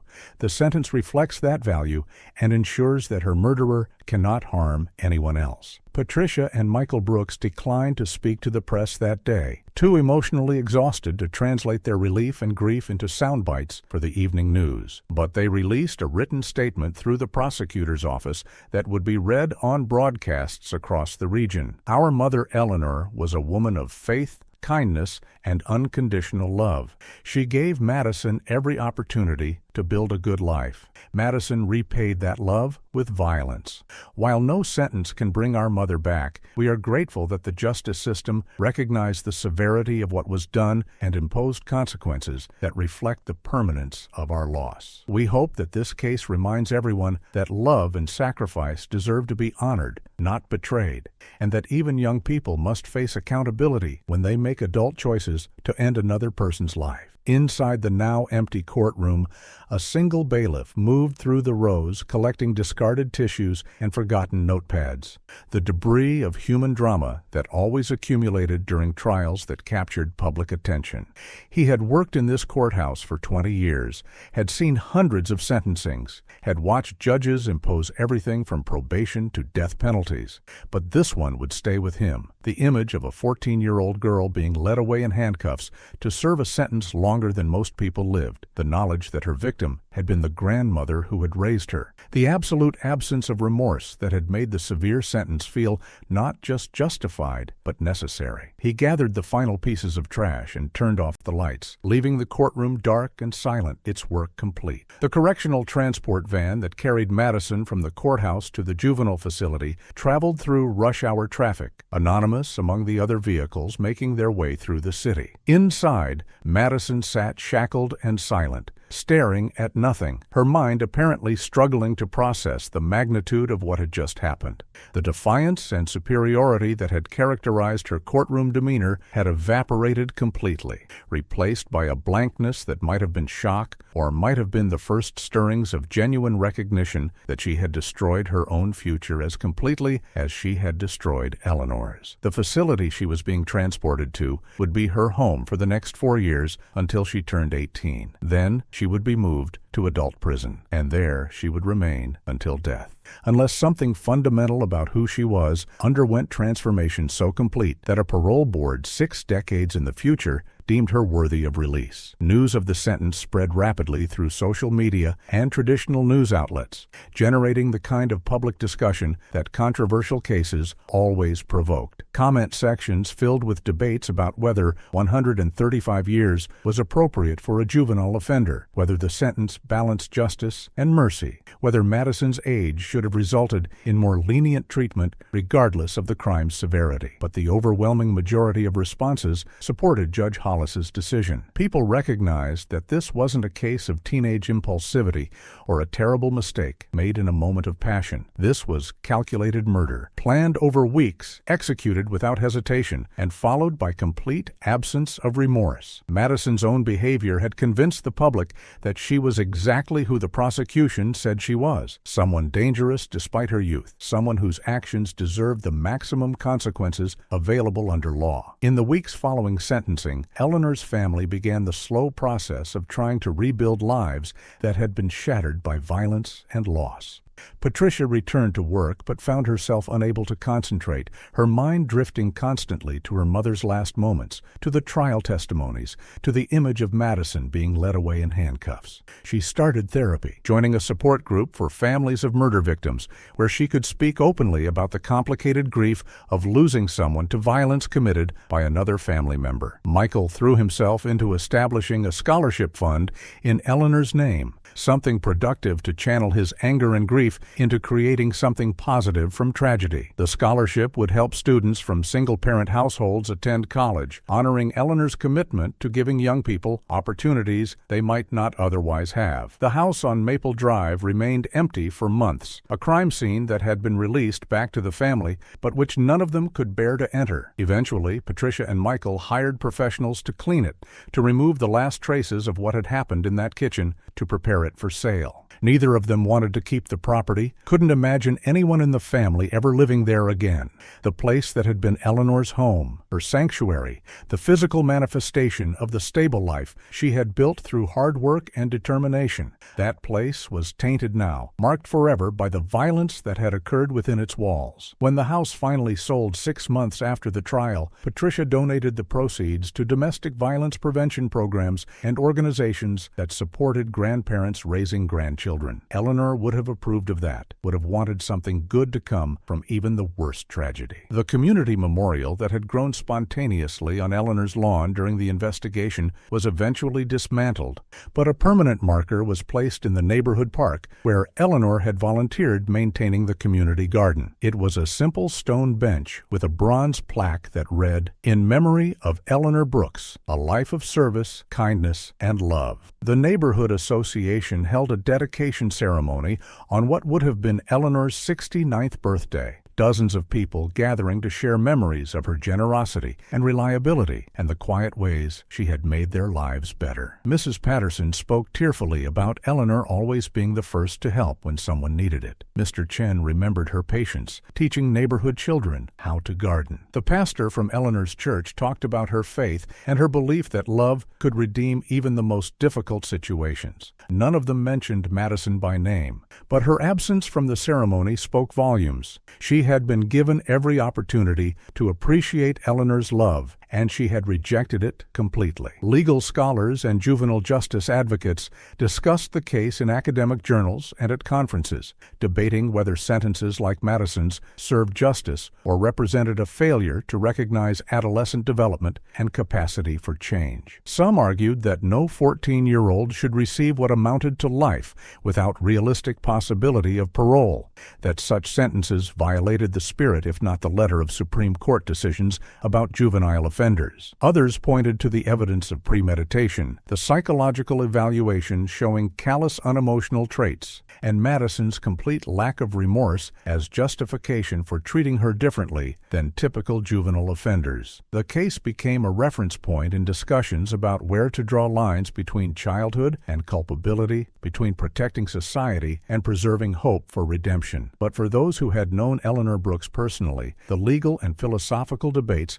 mattered far less than the simple fact that she was gone, taken violently and prematurely by someone who should have treasured her. The question of forgiveness came up occasionally in family discussions, usually late at night when grief made everything feel raw again. Could they ever forgive Madison for what she had done? Patricia struggled with this more than anyone, her Christian faith teaching her that forgiveness was necessary for her own healing, but her human heart unable to extend grace to someone who had shown no remorse, who had rolled her eyes at testimony about Eleanor's kindness, who had stood before a judge and offered a non-apology that demonstrated complete moral blindness. Margaret told her that forgiveness didn't require forgetting or minimizing, that it was possible to forgive someone while still believing they deserved punishment, while still maintaining boundaries that protected your own well-being. The conversation never reached a definitive conclusion because forgiveness wasn't a single decision, but an ongoing process, something they would struggle with for years, if not for the rest of their lives. A year after the sentencing, on the anniversary of Eleanor's death, her family gathered at her gravesite in the cemetery, where she had been laid to rest beside her late husband. They brought flowers, roses from what had been her garden, carefully tended by Michael, who had taken cuttings before the house was sold. They stood together in the summer heat, remembering her, missing her, grateful that justice had been served, even as they recognized that no verdict or sentence could fill the Eleanor-shaped hole in their lives. Patricia read aloud from her mother's journal, one of the entries where Eleanor had written about her hopes for Madison's future, her belief that love and patience would eventually break through the girl's defenses. The words were painful to hear now, knowing how thoroughly Madison had rejected everything Eleanor offered, but they also reminded the family of who Eleanor had been, someone who never stopped trying, never stopped hoping, never stopped loving, even when that love wasn't returned. As they stood at the graveside, a question hung unspoken in the air between them. Would Madison ever visit this grave?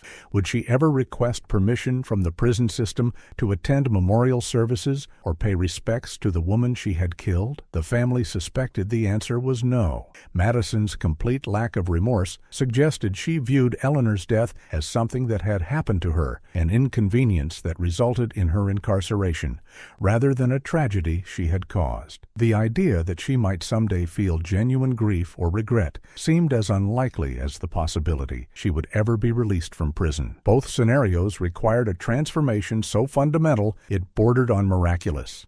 The psychological reports from Madison's first year in juvenile detention confirmed the family's suspicions. Dr. Sarah Chen, the facility's chief psychologist, had been conducting monthly evaluations as part of Madison's intake process and ongoing assessment.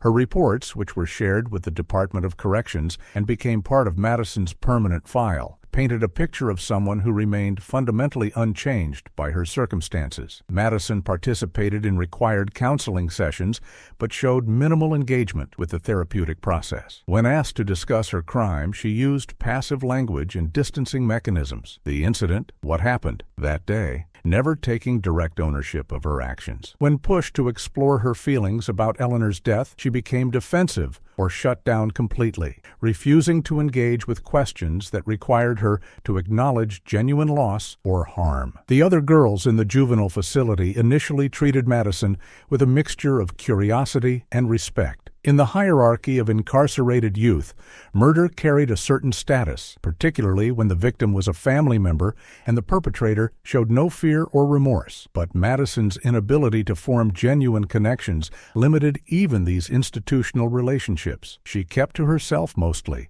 reading library books and maintaining the kind of superficial politeness that made her easy to manage from a custodial perspective, but difficult to reach from a therapeutic one. The facility staff noted that she never received visitors. Her family had made clear they wanted no contact and never talked about her life before incarceration except in the most general terms. It was as if Eleanor, the house on Maple Drive, and the entire existence Madison had lived before June 7th simply didn't exist in her current consciousness. 2 years into her sentence, when Madison was 16, she was required to participate in a victim impact awareness program designed to help young offenders develop empathy for those their crimes had hurt.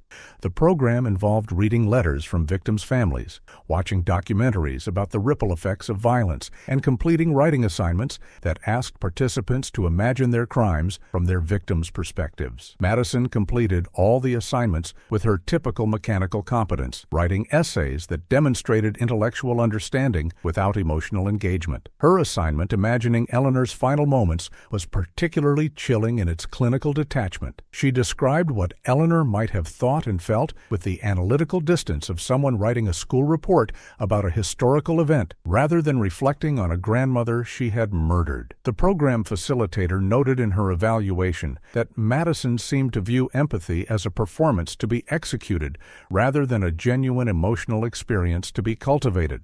The facility's education program ensured Madison continued her schooling, working toward a GED since she would never attend traditional high school. She excelled academically, particularly in subjects that required analytical thinking rather than emotional intelligence. Her math and science scores were consistently high. Her writing was technically proficient, but emotionally flat, lacking the personal voice and authentic feeling that characterized most teenage writing. Teachers noted that she never wrote about herself, never shared personal stories or opinions, maintained an emotional distance from everything she produced. One English teacher tried to encourage more vulnerable, authentic writing by assigning memoir pieces, but Madison's submissions remained detached and impersonal, reading like anthropological observations of someone else's life rather than reflections on her own experiences. When Madison turned 18, the transfer to adult prison came with little fanfare. She was transported early one morning from the juvenile facility where she had spent 4 years to a women's correctional institution 3 hours away. The adult facility was harsher in every way: larger population, more violent inmates, fewer programs focused on rehabilitation, and more emphasis on simple containment.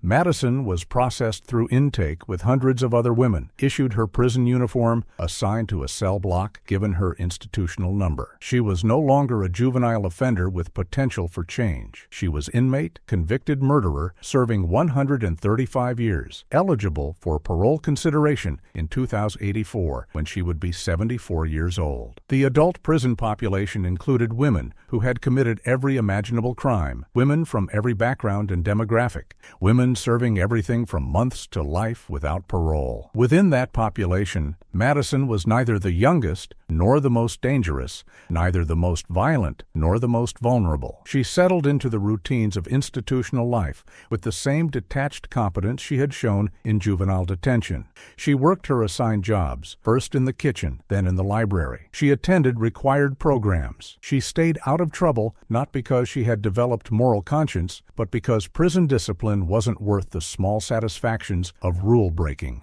She became, in the language of corrections officers, an easy inmate, someone who followed orders, caused no problems, and required minimal supervision. But easy didn't mean changed. Periodic psychological evaluations continued throughout her early years in adult prison, and they consistently showed the same patterns identified in adolescence: reduced empathy, narcissistic traits, inability to form genuine emotional connections. The traits had stabilized rather than intensifying, but they also hadn't diminished. Madison at 18, at 20, at 22, remained fundamentally the same person she had been at 14, someone who understood intellectually what society expected of her, but lacked the emotional architecture to genuinely feel what other people felt or cared deeply about their suffering. The evaluations noted that she could describe why murder was wrong using sophisticated moral language, but the understanding remained abstract and intellectual rather than visceral and personal. Eleanor's family received updates periodically about Madison's incarceration, though they hadn't requested them and didn't particularly want them. The Victim Services Coordinator from the prosecutor's office sent annual letters informing them of Madison's location, her security classification,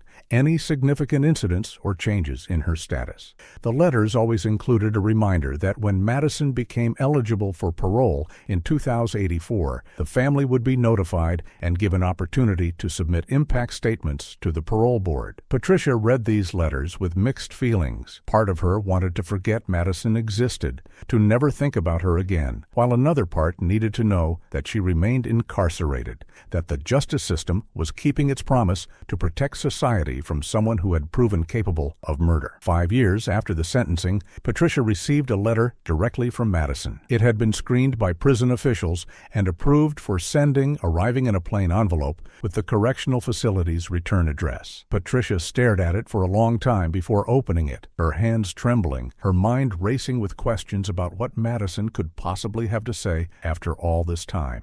The letter was typed, probably on a computer in the prison library, and ran just over 1 page. It began with an acknowledgement that Patricia probably didn't want to hear from her, continued with a statement that Madison had been participating in counseling and educational programs, and concluded with something that might have been an apology if the language hadn't been so carefully hedged and passive. "I know what happened caused a lot of pain for your family. I think about that sometimes. I hope you're all doing okay." Patricia read the letter 3 times, searching for any hint of genuine remorse, any indication that Madison had undergone the kind of fundamental transformation that might justify hope for her redemption. She found none. The language was careful and controlled, acknowledging pain in the abstract without taking responsibility for causing it, expressing hope for the family's well-being without recognizing that she was the reason their well-being had been destroyed. It was exactly the kind of performative gesture that someone might make after being told by a counselor that reaching out to victims' families was part of the healing process. Patricia showed the letter to Michael and Margaret. They all agreed it was worse than no letter at all, an empty gesture that demonstrated Madison still didn't understand or couldn't feel the magnitude of what she had done. Patricia never responded to the letter. She placed it in a folder with other documents from the trial and investigation,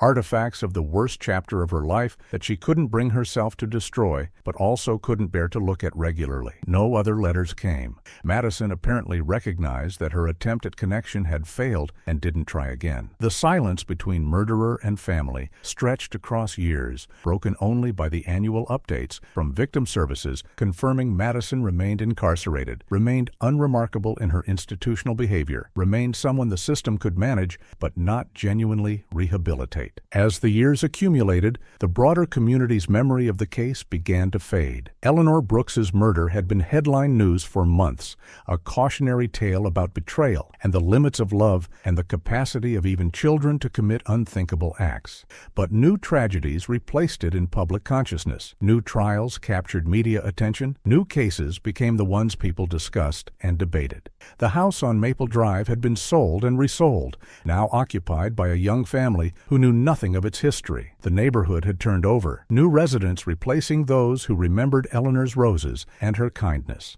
Only the bench in the park remained as a permanent reminder, and even that was just a peaceful resting spot to people who hadn't known Eleanor, who didn't connect the name on the plaque with the murder that had shocked the community a decade earlier. But for Eleanor's family, the past remained present in ways both visible and invisible. Patricia saw her mother's face in her own reflection as she aged, inherited gestures and expressions that made her simultaneously grateful for the genetic connection and heartbroken that Eleanor wasn't there to grow old alongside her. Michael visited his mother's grave on her birthday and the anniversary of her death, bringing roses, talking to the headstone about his life and his children and how much he missed her guidance. Margaret kept Eleanor's photograph on her mantel beside pictures of other deceased family members, the sister she had loved and lost to violence she could never fully comprehend. And in a prison 3 hours away, Madison Brooks, now in her mid-20s, continued serving a sentence that would extend beyond any reasonable expectation of survival. She worked, she ate, she slept. She moved through the routines of institutional life with mechanical efficiency.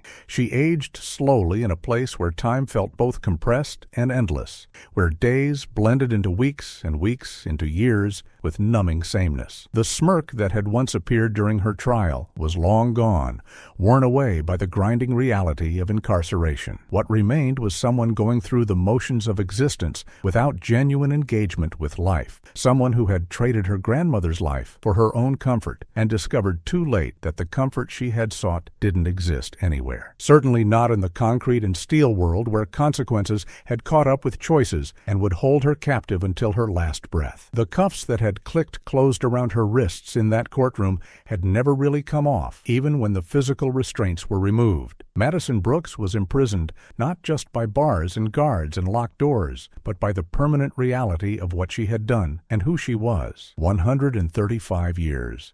The number that had shocked the courtroom that day had become the defining fact of her existence, the inescapable truth that her future had ended the day she decided her grandmother's life was worth less than her own temporary freedom. And somewhere in whatever passed for Madison's conscience, in whatever capacity she had for self-awareness beneath the narcissism and emotional emptiness, perhaps she finally understood. The gavel had fallen, the sentence had been pronounced, and this time it would stay down forever. 3 years after Madison Brooks was sentenced to 135 years in prison, Eleanor's garden bloomed again. Michael had taken cuttings from his mother's roses before the house was sold, carefully propagating them in his own backyard until they were strong enough to transplant. He donated several plants to the community garden where Eleanor had volunteered, creating a small memorial section that the neighborhood association agreed to maintain in perpetuity. The roses, deep red hybrid teas that Eleanor had nurtured for decades, thrived in their new location, blooming reliably every summer as if determined to prove that beauty could persist even after violence had tried to destroy it. Visitors to the garden often paused at that section, reading the small plaque that explained whose hands had first tended these plants, whose love had coaxed them into existence season after season. The Brooks family had learned to carry their grief differently as time passed. The acute, crushing pain of those first months had mellowed into something more manageable, a permanent ache rather than a constant scream, a sadness that lived alongside other emotions rather than consuming everything. Patricia had returned to work full-time, though she kept Eleanor's photograph on her desk, and sometimes found herself reaching for the phone to call her mother before remembering that the number would ring into silence. She had developed a relationship with other families who had lost loved ones to violence, finding comfort in shared understanding that people who hadn't experienced such loss could never fully provide. The support group met monthly, and Patricia rarely missed a session, finding that speaking Eleanor's name aloud, telling stories about her character and kindness, kept her mother's memory vivid and real, rather than allowing it to fade into abstraction. Michael had channeled his grief into the scholarship fund he had established in Eleanor's name. The Eleanor Brooks Second Chances Scholarship provided financial assistance to students from difficult family backgrounds who were being raised by grandparents or other relatives. Applications came in each spring, essays from teenagers describing their circumstances, their academic goals, their appreciation for the relatives who had stepped in when parents couldn't or wouldn't. Reading these applications was painful. Each one reminded Michael of how Eleanor had done exactly this for Madison, had provided that second chance with such generous hope. But it was also redemptive. The scholarship allowed Eleanor's legacy to be about her love and sacrifice, rather than about how that love had been repaid with violence. Each year, 3 students received funding that made college accessible. 3 young people who would carry forward into the world with opportunities that Eleanor's generosity had provided. Margaret, now in her mid-70s, had become an advocate for grandparents raising grandchildren, speaking at community events about the challenges and rewards of taking on parental responsibilities late in life. She talked openly about Eleanor's experience, about the love her sister had poured into raising Madison, about the tragedy that had resulted. But she also talked about the thousands of grandparents who did this work every day without recognition, who sacrificed retirement plans and personal freedom to give children stability when their own parents failed them. She pushed for better support systems, more resources, recognition that these families deserved assistance rather than being left to struggle alone. It was her way of honoring Eleanor, ensuring that other grandparents wouldn't face the isolation and burden that had made Eleanor's task so difficult, even before Madison's betrayal made it fatal. The community memorial that had been planned for Eleanor took final form in a way that reflected her character perfectly. Rather than a statue or elaborate monument, the neighborhood association created an annual day of service in her name. Every June, the month of her death, transformed into something life-affirming. Volunteers gathered to maintain the community garden, deliver meals to elderly residents, and perform acts of service that Eleanor had done quietly throughout her life. The first Eleanor Brooks Memorial Service Day drew over 100 participants, people who had known her and people who simply wanted to honor the kind of person who gave more than she took. The tradition continued annually, growing larger each year, becoming part of the neighborhood's identity and rhythm. Eleanor's death had tried to write an ending defined by violence. The community refused to accept that narrative, instead authoring a different conclusion where her legacy was measured in continued kindness rather than final tragedy. The legal community had watched Madison's case carefully, analyzing Judge Hollis's sentencing decision as it moved through appeals courts. Madison's attorneys had filed the expected challenges, arguing that 135 years violated constitutional prohibitions on cruel and unusual punishment for juveniles,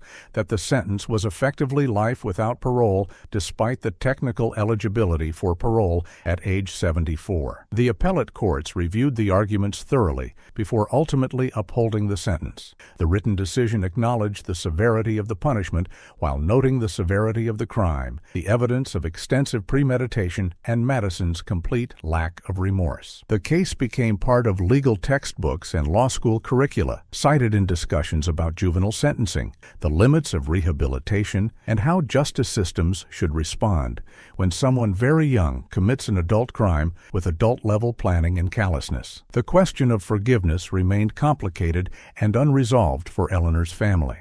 They had been asked about it countless times, by well-meaning friends, by their pastor, by therapists and support group facilitators who suggested forgiveness might provide the closure they sought.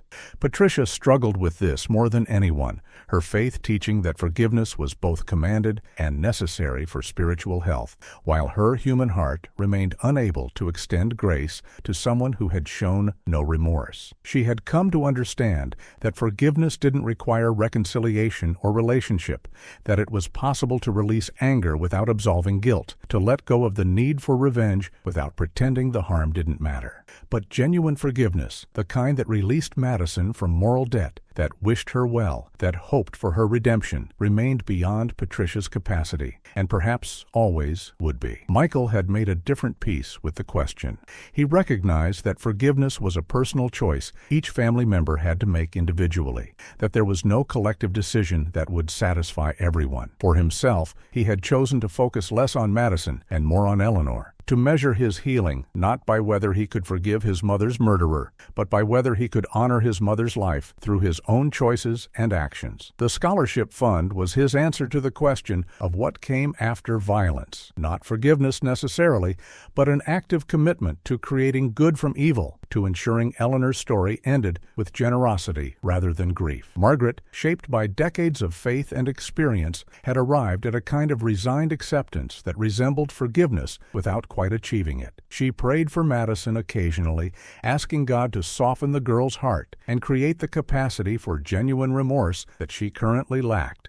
But she also prayed for justice to remain firm, for Madison to serve every day of her sentence, for the world to be protected from someone who had proven capable of murder. These prayers existed in tension with each other, never resolving into a neat theological answer. But Margaret had learned that faith didn't require tidy resolutions. Some questions remained open, some wounds stayed tender, some betrayals were too deep for human forgiveness, and perhaps that was where divine mercy was supposed to step in and do what humans couldn't manage alone. Years continued to pass, marked by the ordinary rhythms of life that persisted regardless of grief. Birthdays came and went. Holidays were celebrated.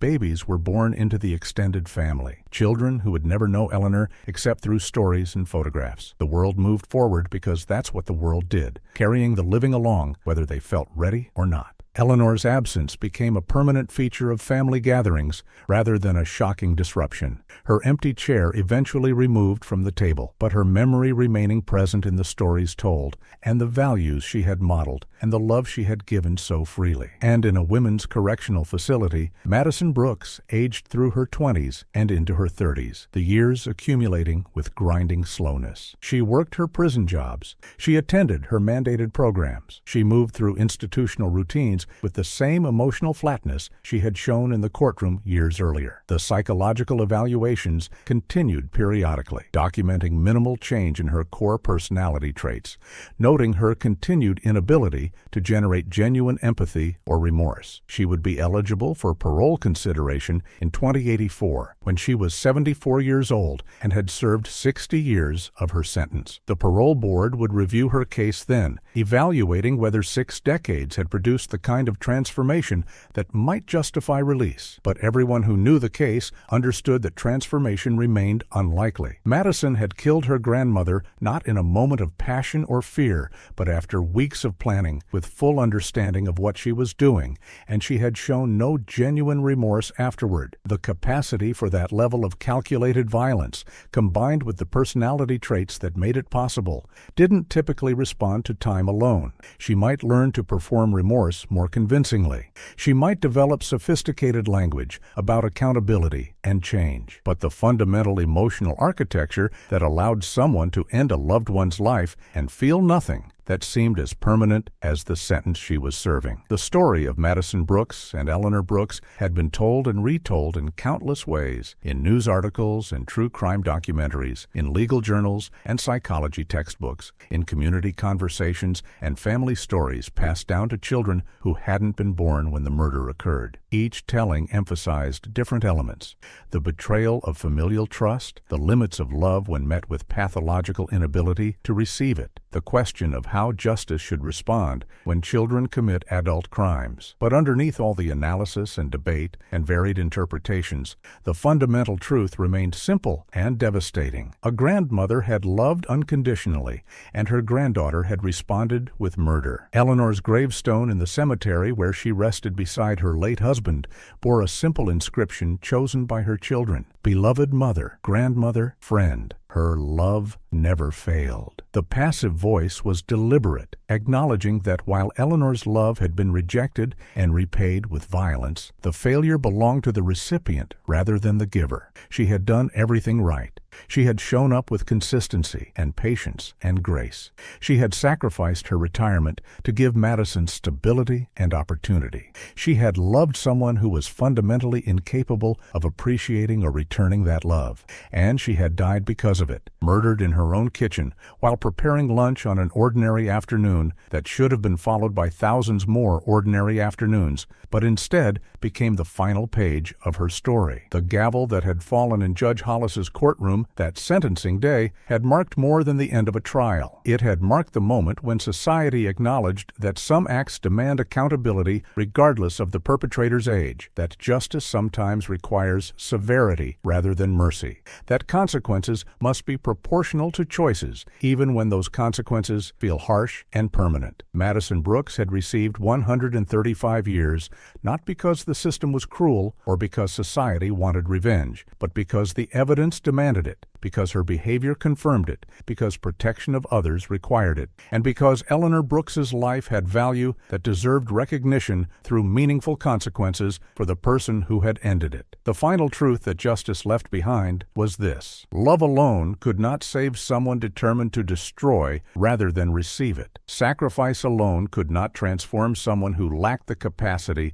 to recognize or honor it. And sometimes the most loving thing a community could do was acknowledge these limitations honestly, impose consequences that matched the harm done, and ensure that those who had lost someone irreplaceable received the validation that their loss mattered, that the system saw what had been taken, that justice, imperfect and insufficient as it always was when trying to address murder, had at least shown up and spoken its verdict clearly. Eleanor Brooks had been 68 years old when she died, with years of life still ahead of her that were stolen by someone she had loved and nurtured and tried desperately to save. Madison Brooks had been 14 years old when she pulled the trigger, young enough to warrant consideration, but old enough to understand exactly what she was choosing. The intersection of those two ages, those two lives, that one irreversible act had created a tragedy that rippled outward through family and community and legal system, leaving questions that would never have satisfying answers and wounds that would never completely heal. But it had also created a memorial garden where roses bloomed,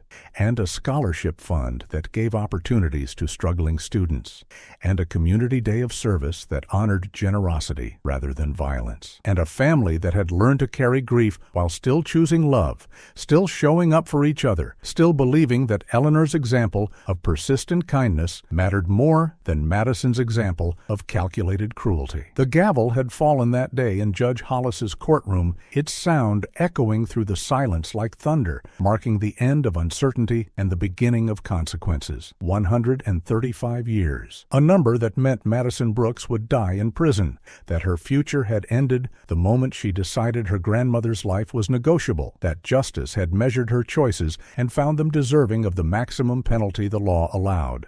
And this time, unlike so many times in so many other courtrooms where justice failed or faltered or arrived too late, the gavel's verdict stayed down, firm and final and unshakable. A small consolation for a family that had lost everything, but consolation nonetheless. Eleanor Brooks had mattered. Her murder had consequences, and the girl who had killed her would spend the rest of her life learning that even children face accountability when they choose to take what can never be returned. The gavel fell, and it stayed down forever.